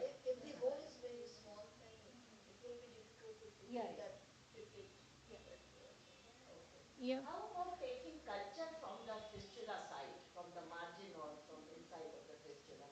Will it help? Culture swab, you mean? Yeah. Yeah, if you see obvious infection, you can do that. But sometimes if there is no obvious infection, because if you are not planning to give any long-term antibiotics, yeah.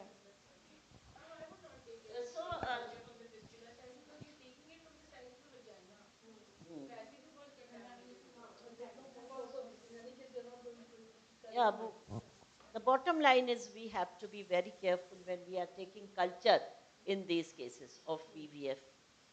So moving on, Dr. Roshan, you have done the catheterization, but as you could see, this fistula was very big and she continued to leak.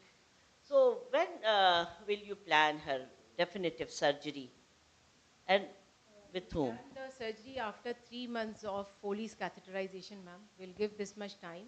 And before planning proper evaluation of the patient, a cystoscopy to be done to look for the site and the size of the fistula, whether that is just a cervical or at the trigone near to the ureteric orifice. So after 3 months, a proper evaluation to exclude all the infection, systemic infection, local infection, the track, the fistulous tract, how is it, to rule out every infection like tuberculosis common in India, any helminthic infection, any schistosomiasis. So everything to be ruled out and then well-planned surgery with a good team. If the fistula is still more than 2.5 centimeter near to the ureteric orifice, then better to do the surgery in a teamwork with a urologist and with a skilled urogynecologist. You said tuberculosis. This was an obstetrical fistula. Still, do you think tuberculosis is important After for three her? months, ma'am, proper evaluation of the patient is to be done. All right. So, what are the investigations, Sahana, you will do in this case before her surgery? Ma'am, before her surgery, I would like to identify all her comorbidities. And after identification, we need to control her if she has systemic hypertension or diabetes. It should be well controlled. And basic blood tests like hemoglobin, CB, complete blood count, hemoglobin, to know her anemia status, blood grouping, and cross-matching in case if we are planning abdominoperineal larger VVF repairs through abdominoperineal resection.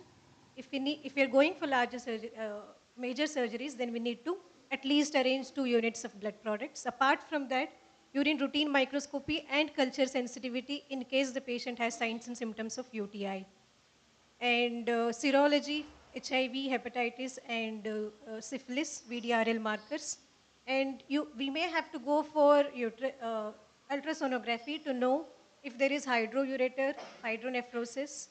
And as Dr. Roshan ma'am has rightly mentioned, cystoscopy in case of uterovaginal fistula, uterovesical fistula, or uretrovesical fistula to know the size and location and to know if it is away from the trigone. And apart from that, in rare cases, IVP, intravenous urogram to know if there is any stricture and renal function is normal or not. This would suffice before the surgery. I think that completes the list, or would you like to add some more investigation in these cases? No. So the list is complete. So what factor decide upon the route of surgery, Dr. Bushra?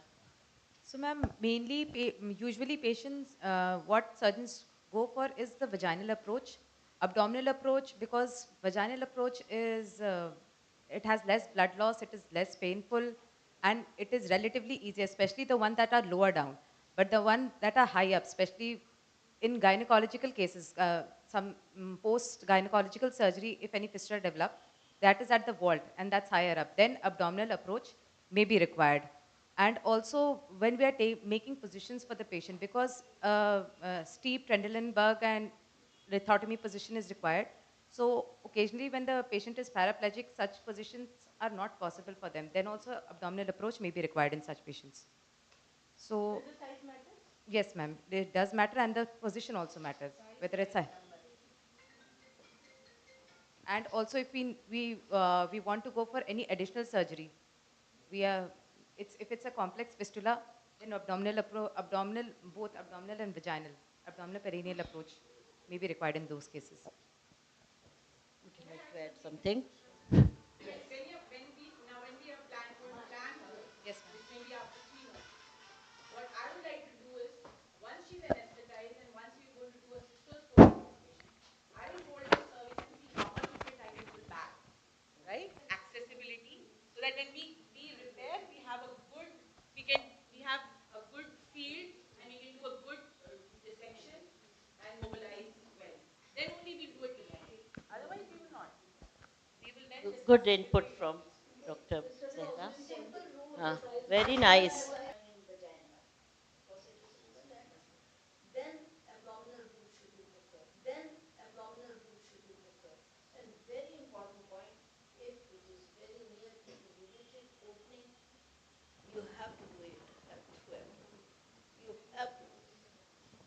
in any case, you take a consent for opening the abdomen also once you are repairing, because sometimes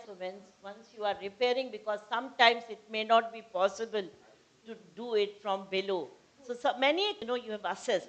But when you start doing it, we have come to the last question for this panel discussion, and I'll request my colleague, Dr. Shazia, to go ahead further. So, Dr. Roshan, post-operatively, what are the factors that ensure the success of the repair? Proper drainage is to be ensured. The Foley should be properly tagged, that it is not kinged or it is obstructed. Second, avoidance of the local infection. Then adequate estronization and prevention of the bladder spasm by giving anticholinergics. And one more thing, to instruct the driver not to take up the Yeah. Without asking the Without, if anything, see, no.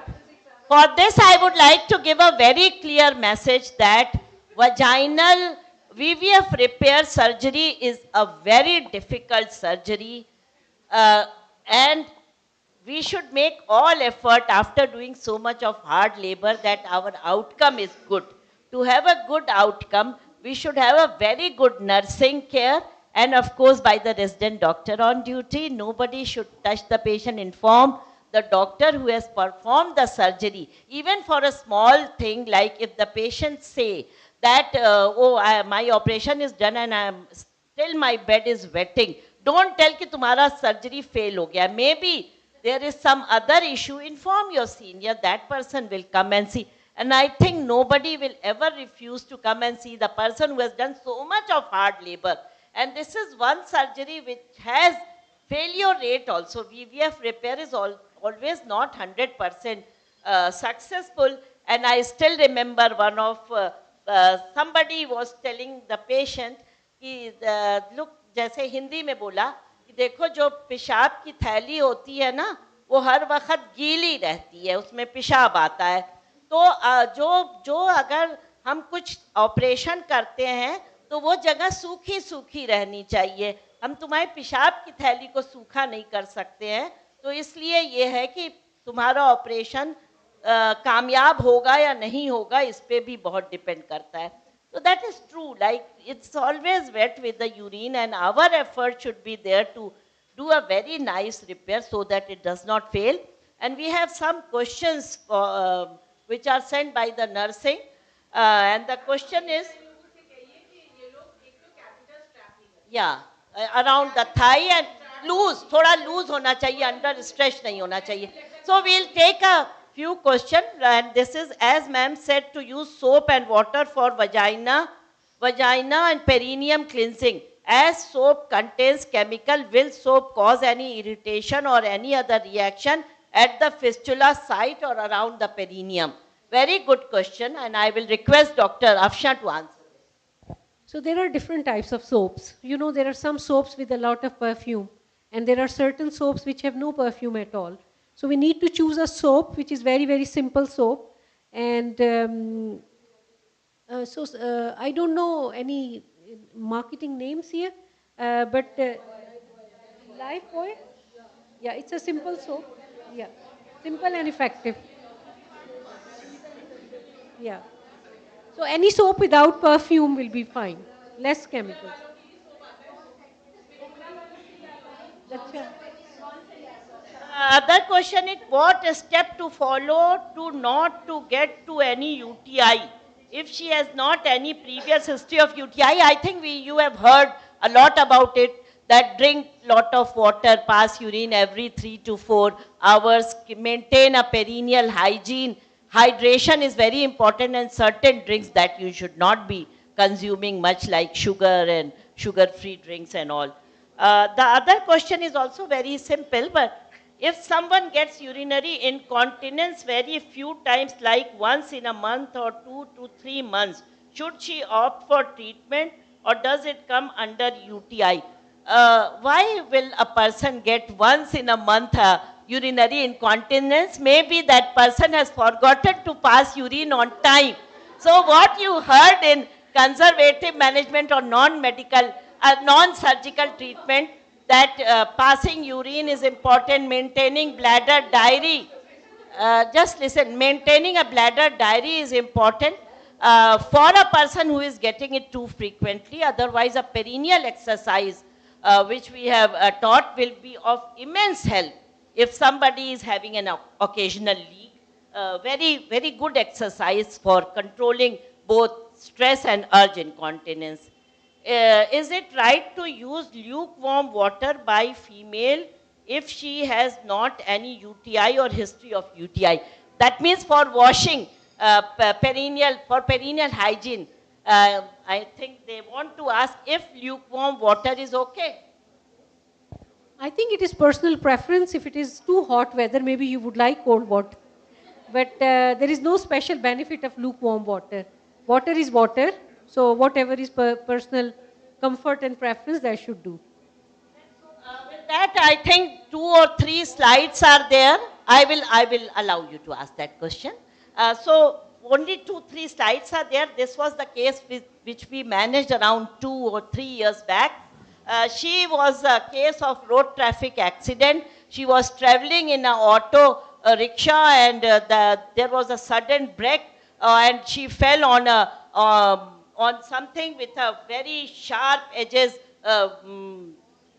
Eat वगैरह कुछ रही होगी. She fell there, and the impact was so much that she broke her even pubic bones. That is broken and everything. She went to some local doctor who stitched the vagina with rectal mucosa, which was all open. She had perineal tear. She had multiple injury, and even in bladder multiple tear. And my urologist described this bladder, अरे ये तो madam छलनी बनी हुई है इस bladder की. So from everywhere urine was coming out, and you can see that urethra is also displaced on one side, and the and catheter is coming through and through. So what we did, you can see. नहीं ureteric नहीं था. No, it wasn't. It was all the bladder which was torn. So what we did, we tried to repair the bladder. Maximum repair of bladder we did because it was all exposed. Perineal tear we repaired, 4th degree perineal tear. We tried to repair, as it was not possible to approximate it with that symphysis pubis wide apart.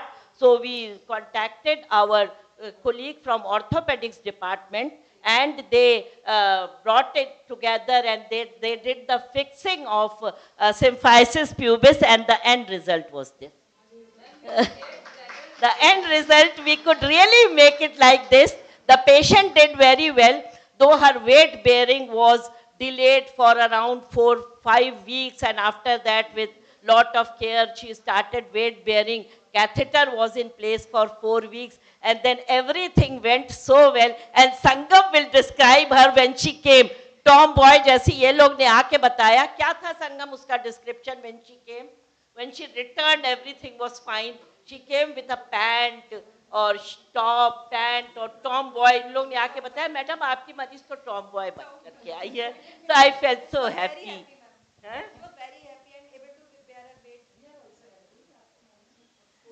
So, जैसे ये description दिया कि bladder छलनी था. हाँ. तो अभी हम लोगों ने कितना वीवीएफ पढ़ा, तो उसका रिपेयर, फिर उसकी हीलिंग, कितनी मुश्किल होती है. हाँ. लेकिन बी एश्योर्ड, ऐसा जो है आप अच्छे से ब्लैडर को स्टिच किया है, आराम से हील हो जाएगा. हाँ, सिर्फ आपका continuous drainage. But this patient was shifted in 3 theaters while we were managing. First was in obstetrics gynae theater, then second was in orthopedics theater, and third was in general surgery theater, emergency theater. So thrice, and from morning till evening we were managing this case, but doing our OPD also in between. So this was a case which really, if you work hard, you can do anything. Thank you very much. With that, we finished this very beautiful program of this panel discussion, and I thank all my young doctors who are the future of obstetrics and gynae department. They are going to do very well.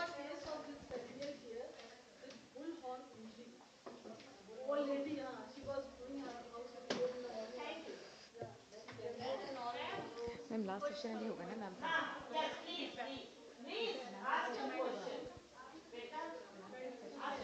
we can allow one more question.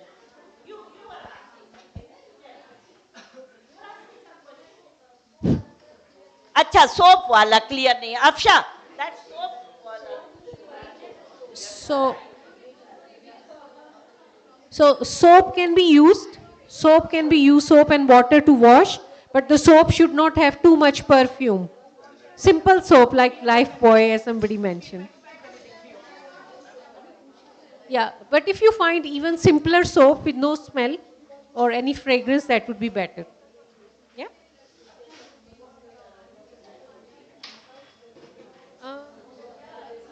सब आप बोलिए वरना ऐसे सबको हाँ क्योंकि सब repetition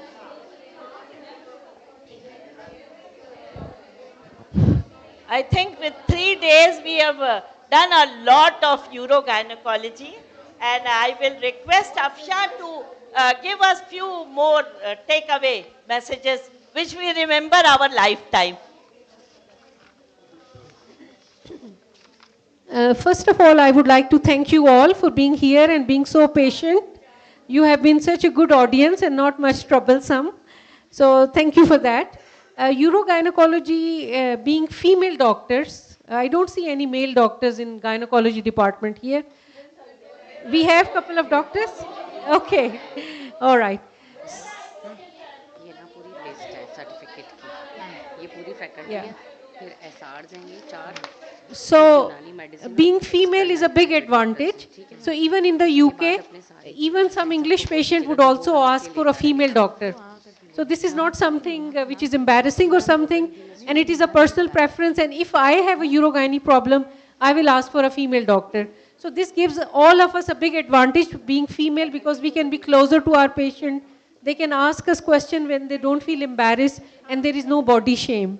And second thing, we should not think that leaking of urine is something which is a stigma. Because from where urine is coming, it's coming from inside us and it's sterile most of the time. So it's not that bad. Because I work in urogynecology every single day, so I don't have any repulsion to urine at all. And sometimes if some urine splashes on me during urodynamics and all that, I don't feel bad because I've got used to urine. So similarly, I would like to tell patients, it's okay, leaking urine is not too bad, but we can do something about it. And to recognize this problem as a problem, only then solution can come forward if we think it is a disease. The problem is women accept it. They say, okay, it's normal part of aging, but a lot can be done, as you know, for prolapse and incontinence and a lot other urogyne problems. So my advice to you all will be, just choose any small urogyne textbook and just have a thorough reading, and that will open your eyes and mind, because your mind cannot see and your eyes cannot see if you are not familiar with something. So for example, when I was giving the talk about just the symptoms and definitions, you all were so surprised that there were so many definitions, because then that was giving us familiarity with so many of the urogyne conditions. So I think the good starting point is doing a thorough study of the subject of urogynecology. That is the first step, and then you will lead the way yourself where to go next. But my strong advice would be, in your department, listening to all of you, I think the most important thing will be to try to have service of urodynamics. That will revolutionize everything, because then you will diagnose the actual type of incontinence and so many other bladder problems. How you do it, I don't know, but a good starting point will be to think about provision of urodynamics. Asked by the senior most person in the department, Professor Tamkeen Khan. She is watching it on YouTube. Thank you, Tamkeen, for watching us on YouTube. And her questions are very relevant, like any role of giving retrosal relaxant like darafenacin in post-operative period. That is one question. And her second question is, how many catheters after surgery? Which catheter to be removed first if both suprapubic and perurethral catheter is in situ?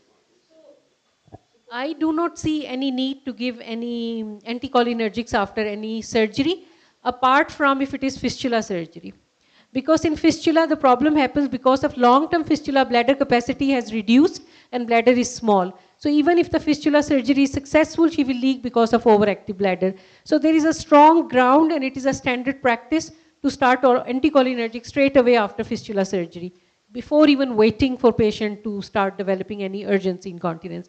So that is one post-op indication of anticholinergics or beta 3 agonist. But routines, other surgery like hysterectomy or anything, I don't see any reason, because anticholinergics are not without problems. And in the post-operative period, when most of the analgesics which we give already cause constipation, having constipation because of anticholinergic will be an additional problem. I think it was meant for VVF surgery. VVF surgery is a standard practice. It is a standard practice. I would say at least 3 months when we are allowing. Okay, second question was about catheters, suprapubic catheter and urethral. If both are there, I will remove the suprapubic catheter first. Yeah, and then urethral one.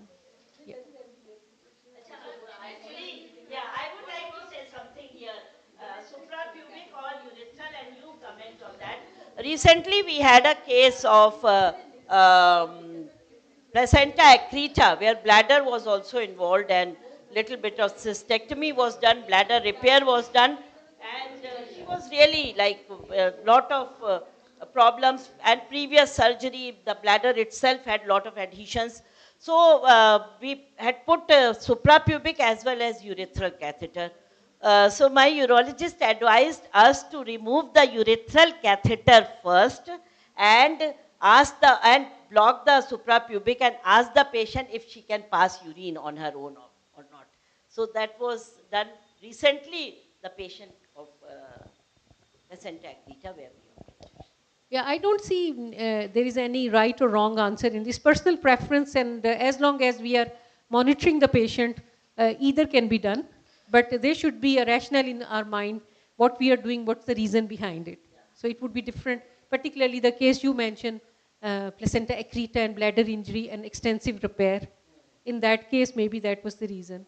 But I don't see any particular sequence needs to be followed. Yeah.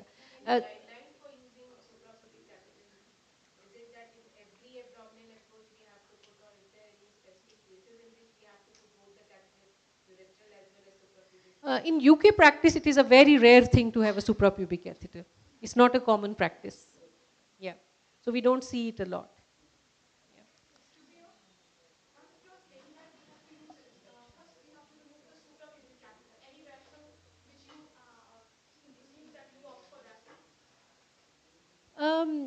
Not particularly, but I would say that suprapubic catheter has more morbidity than the urethral catheter.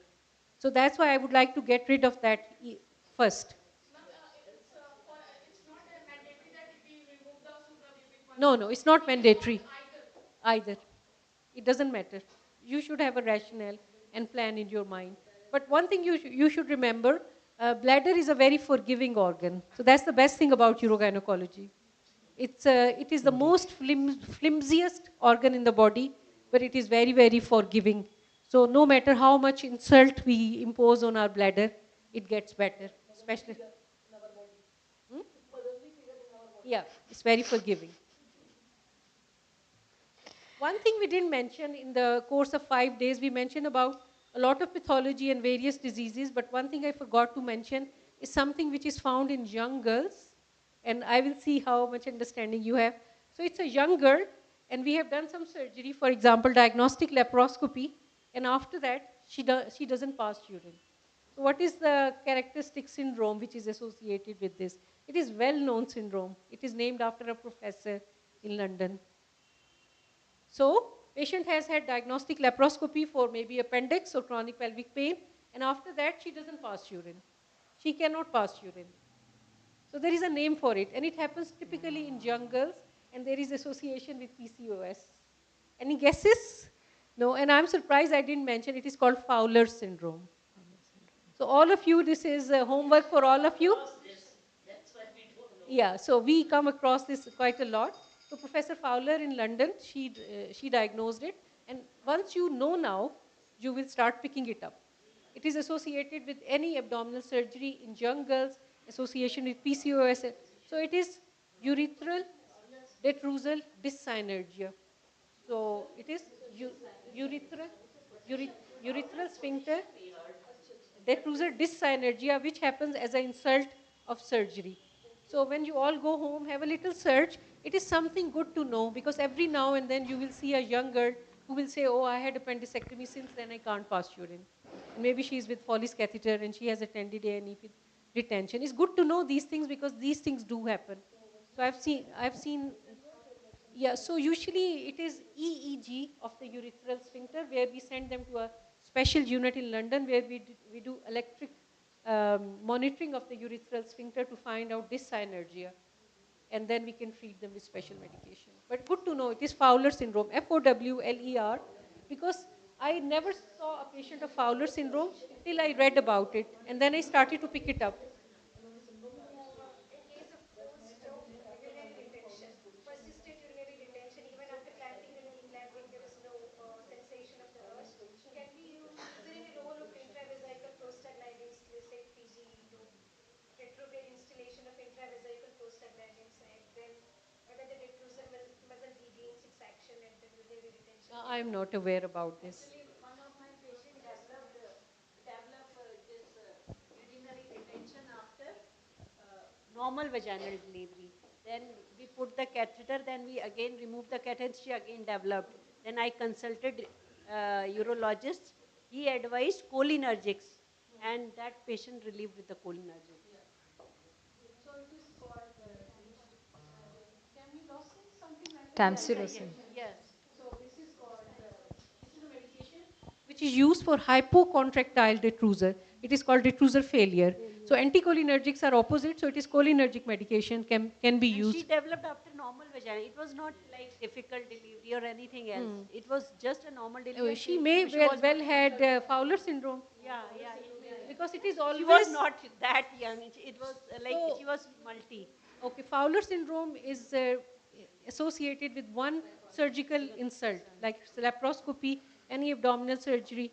And just keep in mind, and then a lot of retentions will become clear in your mind. Oh, this could be that. And they can get better after 5-6 months themselves. Anything else? Thank you, ma'am, for such a wonderful interactive session. I would request Professor Nasreen, ma'am, to proceed with the feedback of the session. Hello.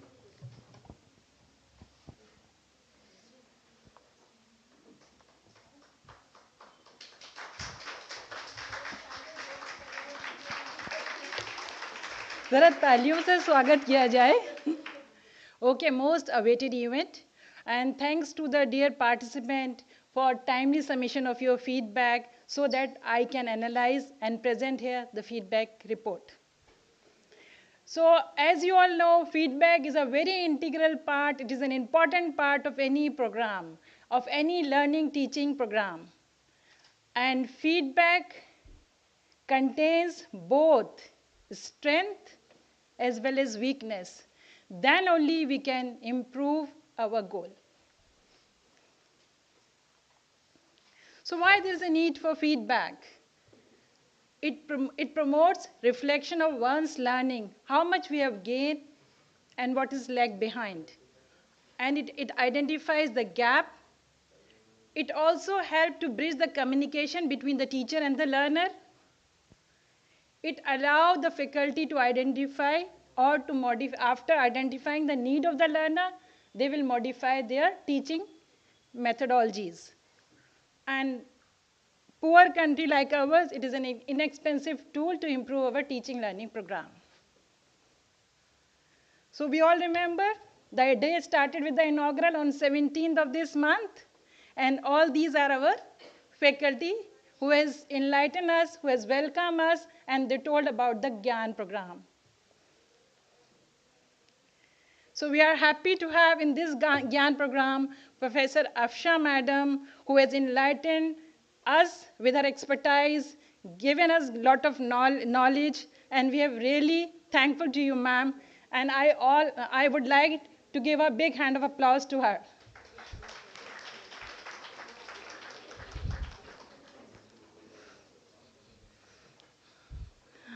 Welcome. I would also like to welcome Vibha ma'am.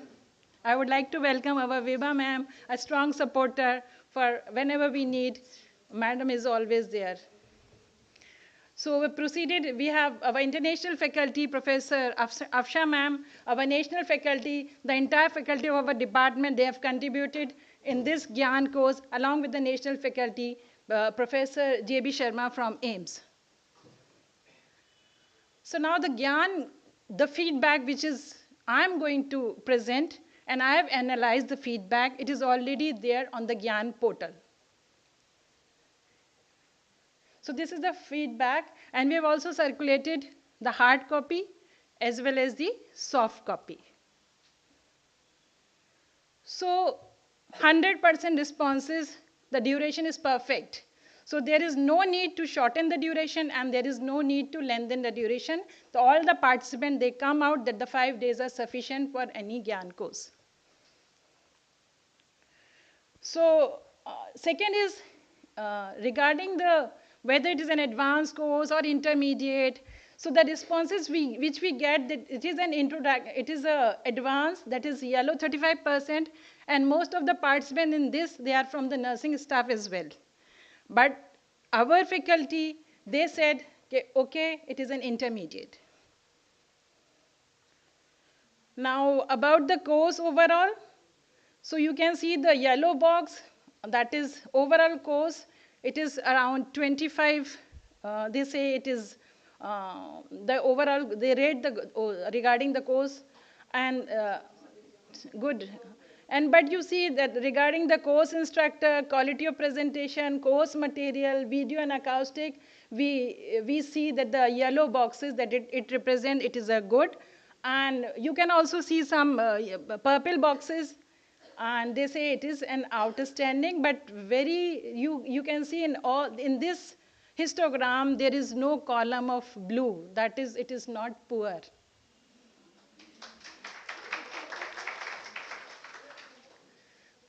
So what do you like to recommend? So what the participants say? 43.4% and 43.4% they say likely to recommend, and another 43.4% they say recommend with enthusiasm. So the majorities will recommend this course. So what are the strengths of this program? What is the strength of this course? Again, this is from the participant side. We have not added anything. They say urogynecology was given a due importance. And the course was well organized and very informative. I think the credit goes to Dr. Shazia, course coordinator, along with the team. And the common situation in urogynecology were addressed by highly experienced faculty, our international faculty, Professor Afshan madam, and the national faculty along with our faculty. And there was a lot of case discussion. Right now we had a very interactive panel discussion, and there is also, these sessions are very focused and interactive. And updated knowledge of the faculty about the subject, there is excellent participation of the entire faculty. So how could the course be improved? So some of our postgraduate, they are left out because of the clinical duties. So all sessions were not attended because of the clinical duties.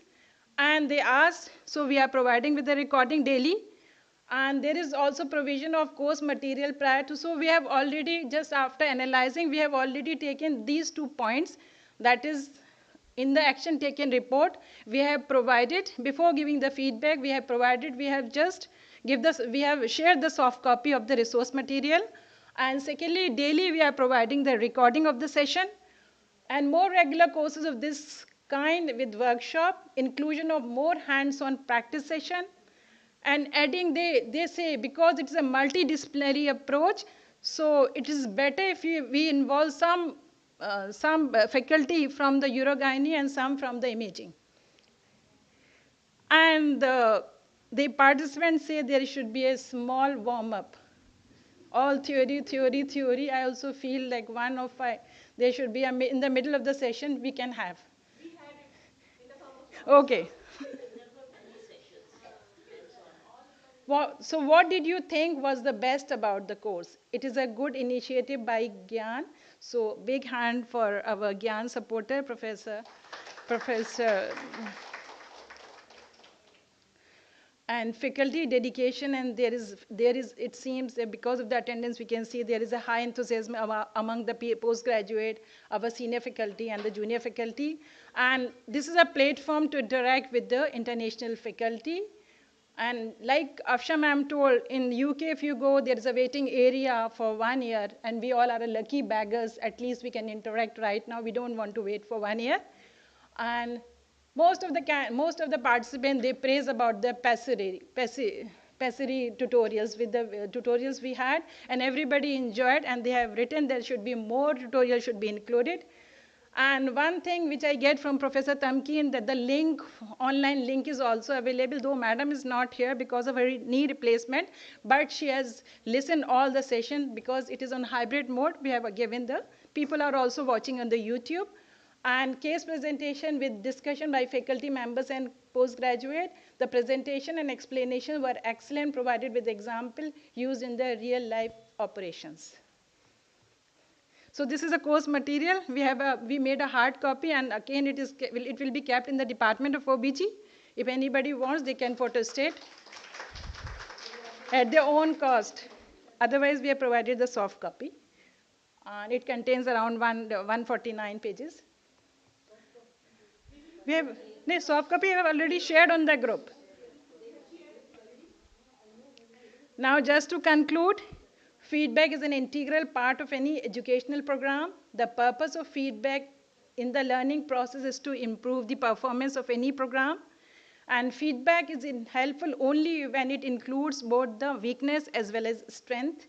And effective and timely feedback will definitely improve any program. Thank you all. Can I make a request? We have made a group of GIAN Urogyne WhatsApp group. Let that group remain forever, because when whosoever gets some information of urogynecology, they can post in that group and everyone will be benefited. Most of the time the group after the program is deleted, it vanishes, but don't let it happen. We will share even important cases which we are managing, or if somebody is managing those rare cases, can call their colleague that I am doing this case today. You can come. Yes. You were not added, but with your due permission, we will add you also. So that if anyone has any problem, we can discuss those things. Okay, ma'am, Seema ma'am, well taken point. This group will remain live. And with this, because GIAN portal also include feedback from the international faculty, so I would like Afshan ma'am to tell about your feedback. Thank you.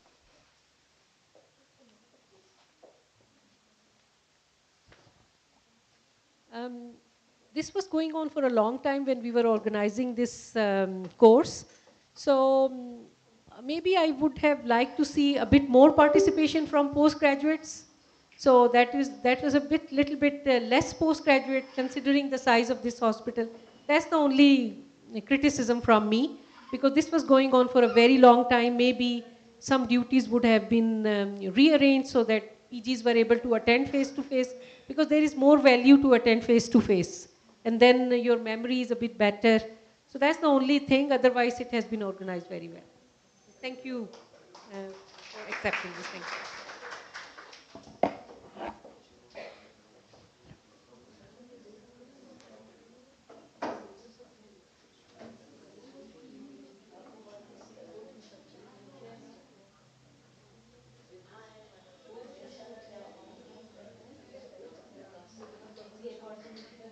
Participants का feedback ले लो.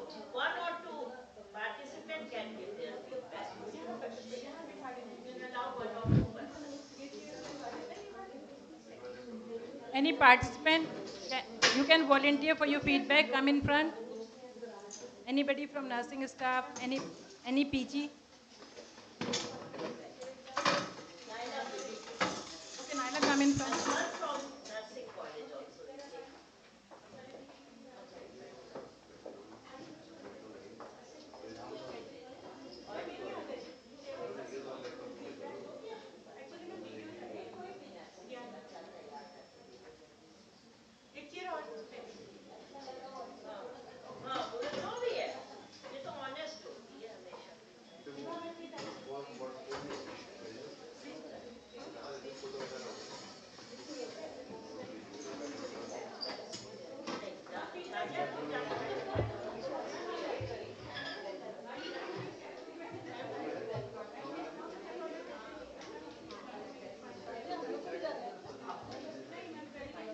So these 5 days had been really uplifting for us and very productive for all of us learners. And on behalf of the Department of Obstetrics and Gynecology, I extend my sincere gratitude to all the speakers, panelists, and participants.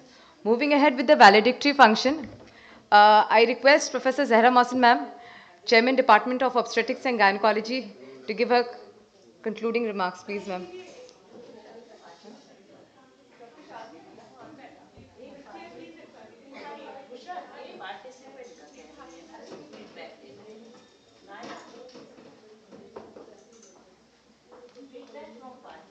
So before that, we'll have a feedback from our participants as well.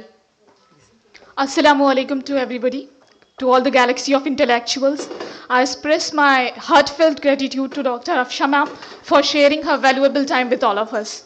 I would also like to thank I would also like to thank all the OBS and Gynae department for their valuable insight into this topic. We are very grateful to you, to all of you, for sharing your valuable time and for choosing our college so that you can carry out all these things on a better platform. We are really grateful for all your insight into this. Ma'am, I'm very grateful for all your passaries you just showed over here. It was really informative for all our nursing students and for all of us. We are very much thankful to Nasreen Noor ma'am and Shaheen ma'am. All of your name I am unable to recognize right now. But yeah, I'm very, very thankful to all of you. Thanks a lot. I am here to present on behalf of our department a feedback from all of us. It was a very well organized and interactive session organized by our department incorporating an international faculty. Um, uh,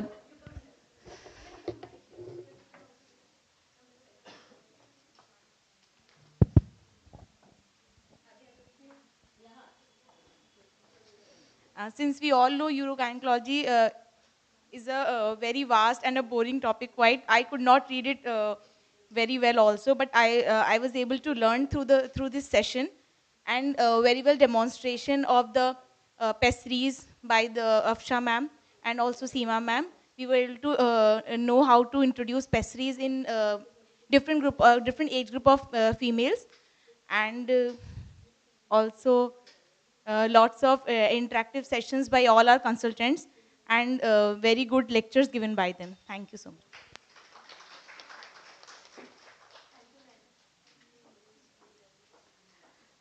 So moving ahead, I request Zahra ma'am also to say a few words, please.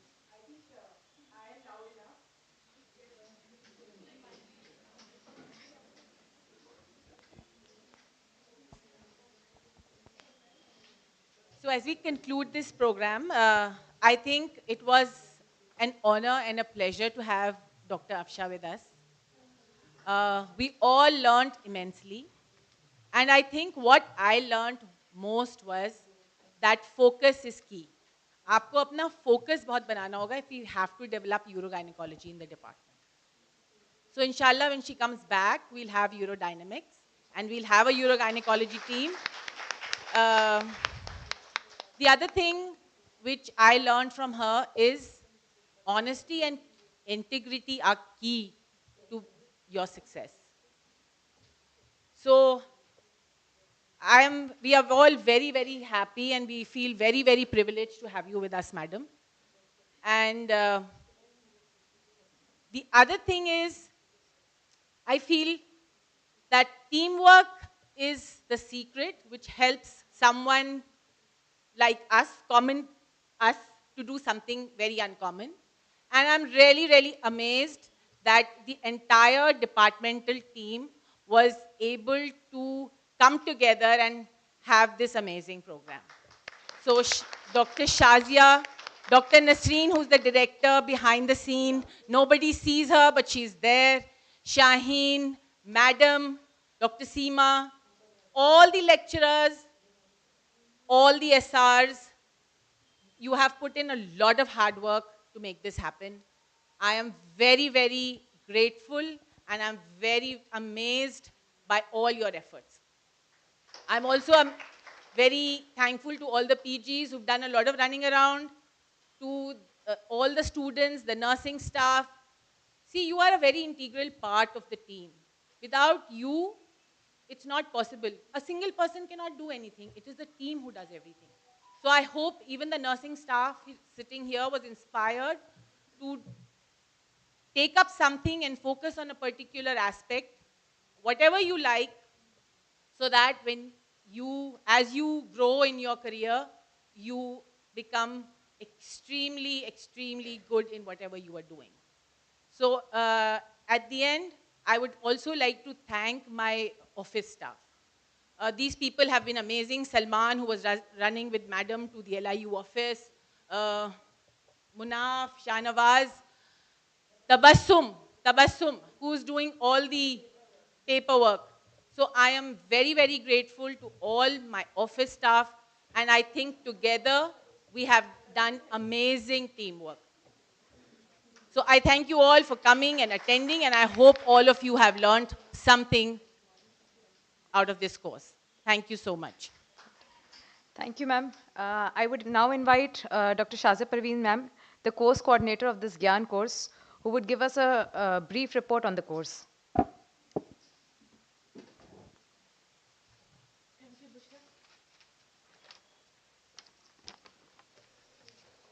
Respected Chief Guest Dr. Afshan Khaja, Chairman Professor Dr. Zehra Mohsin, Senior Faculty Members Professor Seema Hakim, Professor Zakia Arshad Ma'am, Local Coordinator GIAN, Vibha Sharma Ma'am, our senior faculties, junior faculty members and dear participants. Assalamu alaikum and a very good evening. It is my proud privilege to present a report of GIAN course on Urogynae Understanding and Update. We have this course running in our department for past 5 days, which is so informative on such a neglected field of Urogynae. This course is a huge success as it is an eye-opener for our medical and paramedical participants. It comprised of 11 lectures and 5 tutorials taken by the international faculty, national faculty Dr. J.B. Sharma, and host faculty members.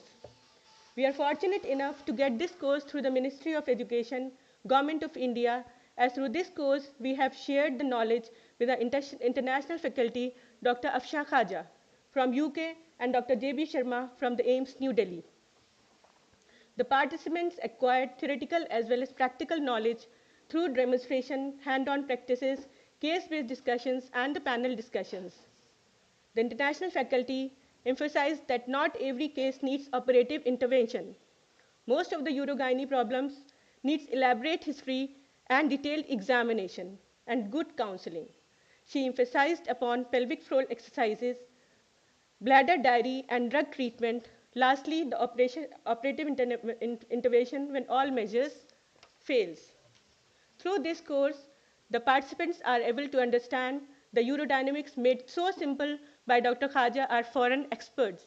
I extend my gratitude to our foreign faculty, the national faculty, senior faculty members, Professor Arshad, Professor Seema Hakim, all the senior and junior faculty members of the department, and of course all the participants for their active participation, and all the staff members of us and the photography section, also the videographer.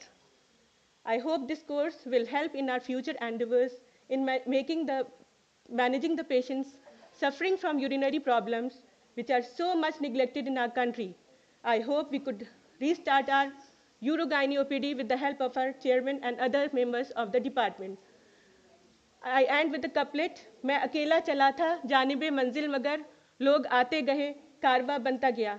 Thank you all for your kind cooperation, and lastly I thank Allah for the blessings He has given to me. Thank you. Bushra, एक private practitioners भी यहाँ पे हैं, तो Dr. Vibha wants that somebody should speak about the course from private practice. Anyone can volunteer. Who is from a medical college, from private practice section, because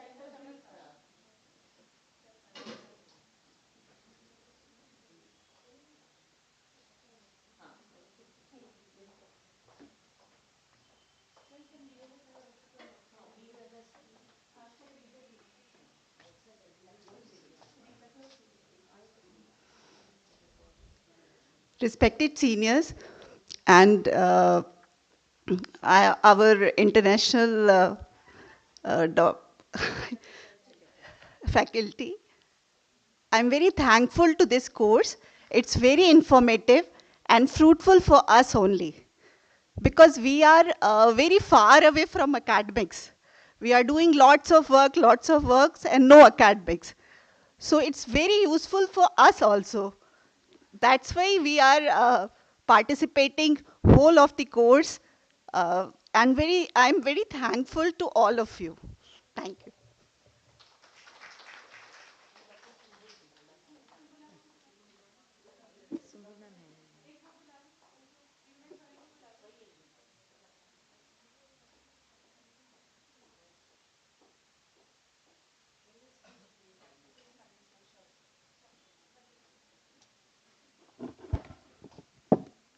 Assalamu alaikum everyone.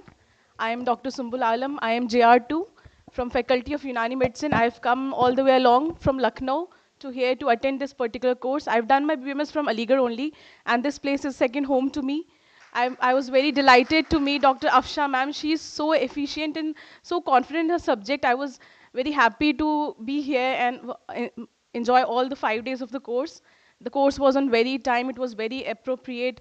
Also, ma'am, by reading the books and understanding the topics of Urogyne, especially the POPQ system, it was ever being like, it's just a concept I can never understand. I have to mug it up just. And you explained so well. I'm now able to understand and analyze on my patients also. And thank you so much. I really enjoyed the course. Thank you all the faculties of GIAN Medical College. Assalamu alaikum.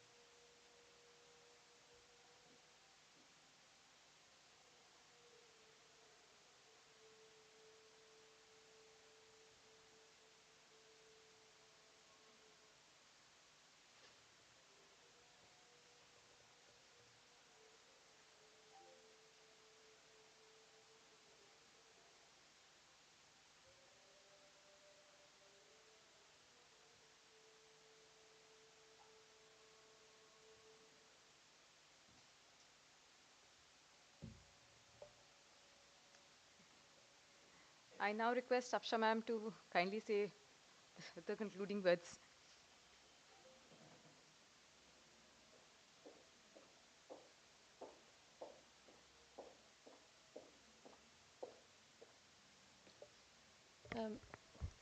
I can't thank you all enough for giving me so much honor and respect. And this is something which is so particular to India, isn't it? You value your guest, you respect them, and your hospitality is second to none. I have eaten so much in 1 week, maybe in the UK I'll eat that in 1 month. And I'm sure I have gained at least few kgs more of weight. But more than eating and all that, the hospitality and sincerity and the love and warmth I have seen in all of you, I'm really indebted to you all. And it is not something you see in other countries of the world. And that's the most important thing. And I will always think that the warm gratitude you have expressed to me, and all the kind wishes and all the kind comments, it will remain with me for a very long time. And I would love to come back again for another course. Thank you. Thank you so much, ma'am. Finally, I request our local course coordinator, GIAN, Professor Vibha Sharma, to say a few words, please.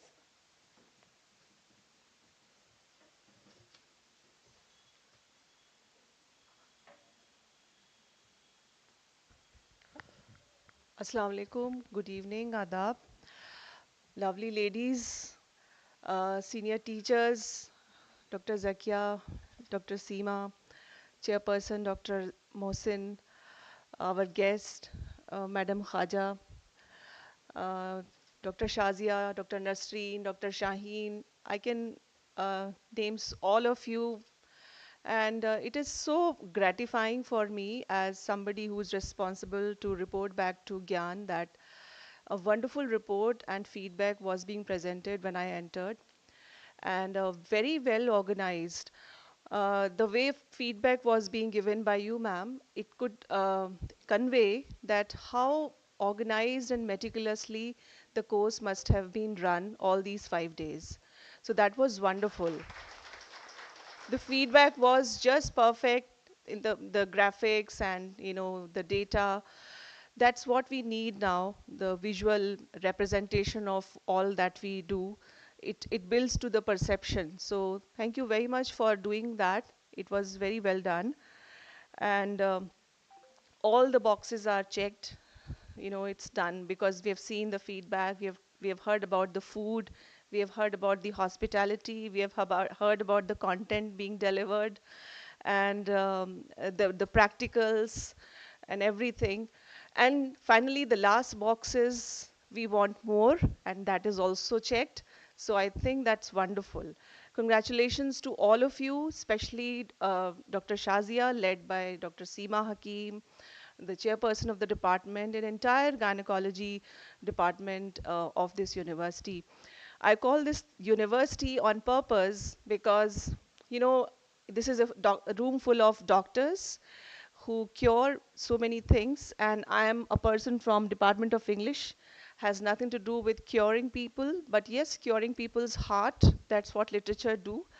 So we connect on one level.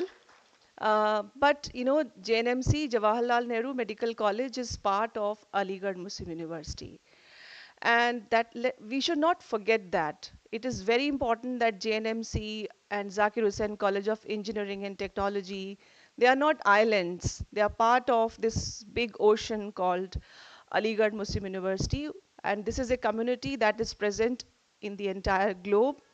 And wherever you go, you bump into an Alligarian. So even if you are in JNMC, you will end up being an Alligarian at the end of your career, and you will remain that. So please step out also, interact with the entire community, because it's very important to feel like a university student than to being a college student. There's a big difference. And AMU is not a college, AMU is a university. And that has a universal appeal. That is what is the entire combination, that somebody who has nothing to do with sciences is going to departments like me, botany and mathematics and gynecology, and initiating the GIAN courses and concluding the GIAN courses, and giving comments. This is what a university means, where we learn interdisciplinarity, where we learn human values, and where we learn how to talk, how to express, and where we learn how the doctors can make the best in their life by learning literature, be literary. Am I right? Maybe I'm wrong, but please give it a thought. And thank you very much. Especially, I must say to Dr. Afshan Khaja, it is not easy to come out for 5 days from your busy schedule. Believe me, it's not easy. And to be single-handedly the soul of a course that runs for 5 days, it is very, very difficult to travel, and to travel now and to travel back, and then to also face other things. It's very, very gratifying. I'm deeply thankful to you. बहुत बहुत बहुत शुक्रिया कि आपने ये वक्त निकाला और इतने प्यार से और इतनी खूबसूरती के साथ सबसे कनेक्ट किया कि that everybody is asking for more, and that too on a topic which I heard somebody said is boring, but I don't think it is boring. I would love to hear on this topic more, because I don't think it's boring as far as its widespread presence is there in the entire universe and in the half population's health. So a big thank you to the entire department, and thank you very much for being here with us. I thank you on behalf of my university. I thank you on behalf of the entire GIAN community, which is now a big community. And finally, I would like to say to all the teachers present here, Please do apply for more GIAN courses in next season also, which is going to be available very soon on portal. You should get in touch with the foreign faculties, whoever you want to invite from here and now, and start your proposals, get them done, so that as soon as portal is open, you can apply. And each teacher can apply for 2 proposals. So that is also possible. Thank you very much. All the best. Khuda Hafiz.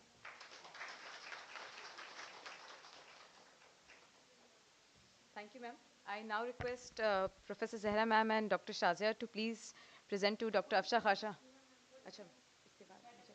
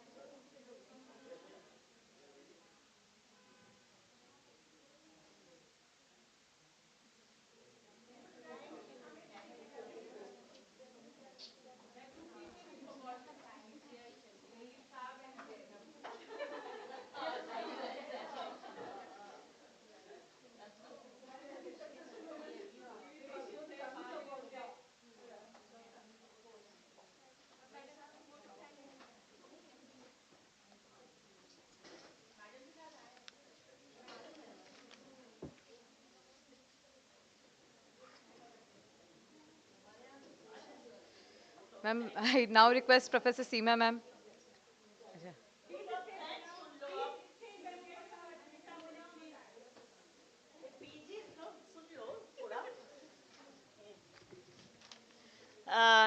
Thank you, Department of Obstetrics and Gynecology, for giving me this opportunity. तुम लोग हमें इतना ज़्यादा प्यार दे रहे हो कि हमारे दामन में नहीं समा रहा है. Thank you, each one of you. So, for all those who are present in this hall, I dedicate these lines to each one of you. Coming together is beginning, staying together is progress, and working together is success. That was the theme of this whole 5 days program. As we conclude the insightful course on urogynecology, I extend my heartfelt gratitude to all who made it possible.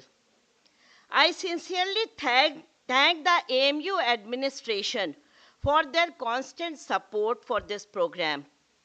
A special appreciation to Professor Vibha Sharma, the GIAN coordinator, and previously Professor M.J. Varsi was there when the proposal was submitted, and he also helped us at every point of time that we needed his help. And Professor Habib Raza, who is the Dean and Principal of GIAN Medical College, for all his encouragement and guidance. I thank each one of them from the bottom of my heart. A deep note to thank to our esteemed resource person, Dr. Afshan Khaja, whom I met in 2019. And this took so long. It was a long journey, but in between, I think COVID came and that disrupted everything. But our bond with her and whatever she told me there, I still remember. Afshan, thank you so much for coming all the way from UK. Dr. J.B. Sharma is not here, but in AIMS, I met him again in 2019. He looks after the Urogynecology unit, and he was here with us for just for one day, but anyway, he helped us in delivering and telling our postgraduates so many things, and of course, picture with postgraduate, because he's the author of the book which our postgraduate often read. I am grateful to Professor Zehra Mohsin, Chairperson, Department of Obstetrics and Gynecology, and Dr. Shazia for their excellent organization of this course and always being there with their smiling face. Thank you very much, Zehra and Shazia. My sincere thanks to Professor Tamkeen Khan, Professor Nishat Akhtar, Professor Shaheen, and Professor Nasreen Noor. And Dr. Zehra has very rightly mentioned that she behind the scenes, she is there for all the work. Thank you very much, Nasreen, for being so much for doing so much for the Department of Obstetrics and Gynae, and for doing it for everyone whosoever is there. My sincere gratitude to Dr. Nazia, Dalia, Diba, Roshan, Amna Qureshi, Bushra, Mariam, and my very, very special love for all SRs who are there, Mehjabeen, Sahana, Naila, Sangam, and recently Monica is also added in the list. I love you all so much. Lastly, to all the participant and faculty member, thank you for making this course a meaningful experience. My special thanks goes to Salman, Tabassum, Munaf, Shehnawaz, and whole team from audio-visual section of Jawaharlal Nehru Medical College. And of course, Hitesh, who used to contact me, and finally when I retired, I told him to contact Shazia for all the recording which he is doing patiently and doing it so efficiently that everything is so crystal clear, whatever he is recording. And of course, all the staff member of obstetrics and gynae and nursing college for making this event possible and helping in all possible way. I conclude with the words of John F. Kennedy. As we express our gratitude, we must never forget that the highest appreciation is not to utter words, but to live by them. And before I leave this podium, Afshan, हमारे देश की जो संस्कृति है, तुम हिंदी शायद समझ सको, हम कहते हैं अतिथि देवो भवा. तो तुम हमारे लिए मतलब you mean a lot to us. And of course, जो हिंदी की लाइन है, मेहमान जो हमारा होता है वो जान से प्यारा होता है. Thank you very much.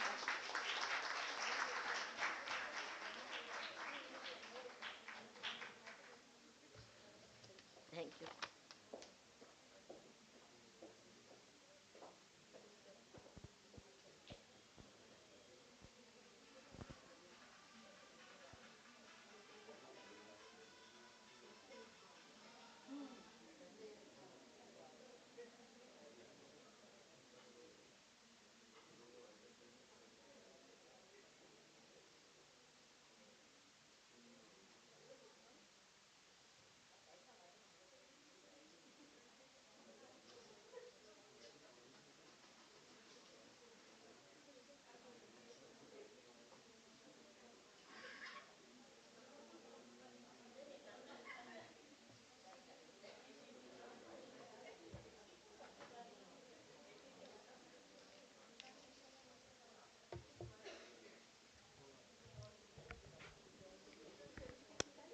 Yes, ma'am. Thank you so much, ma'am.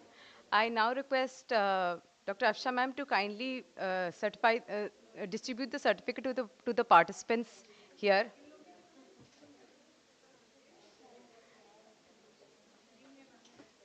We'll start with Shaista ma'am and Saman ma'am. Please, ma'am.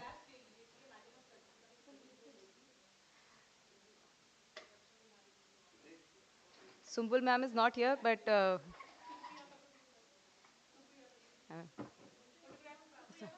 yes, ma'am. Okay. Subui ma'am, please. There.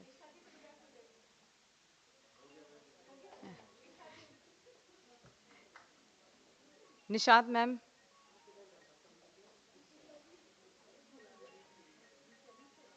You, ma'am. The faculty now. Nishat ma'am, Shaheen ma'am, Nasreen ma'am, Nazia ma'am, Roshan ma'am,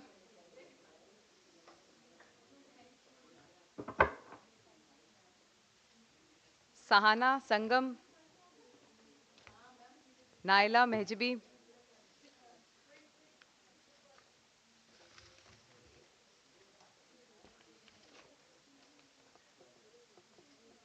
all our PGs are requested to come one by one. अच्छा yes, sorry ma'am.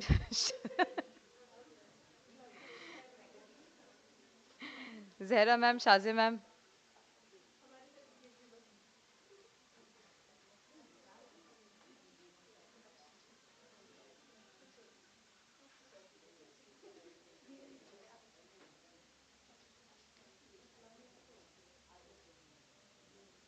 Ma'am उनका list फिर अलग चलेगा यहाँ पर सही है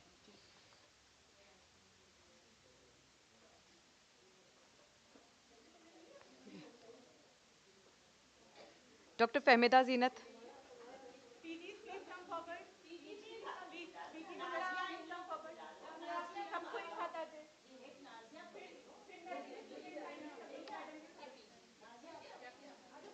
PGs, please come. Madam के पास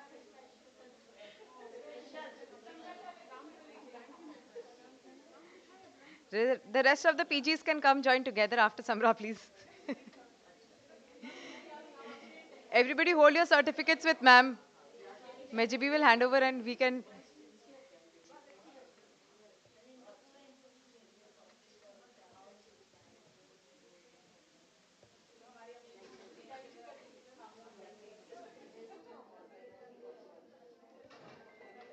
Achha, sorry.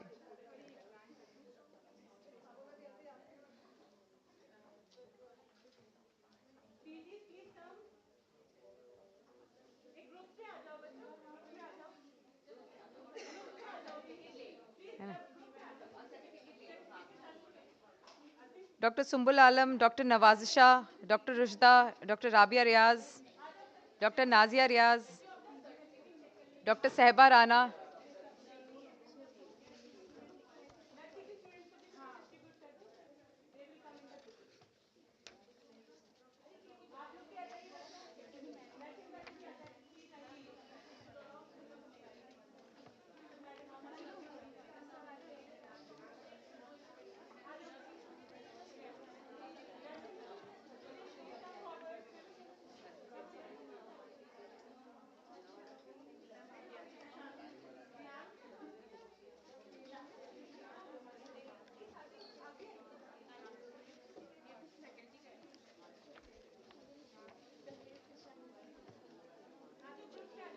our nursing students.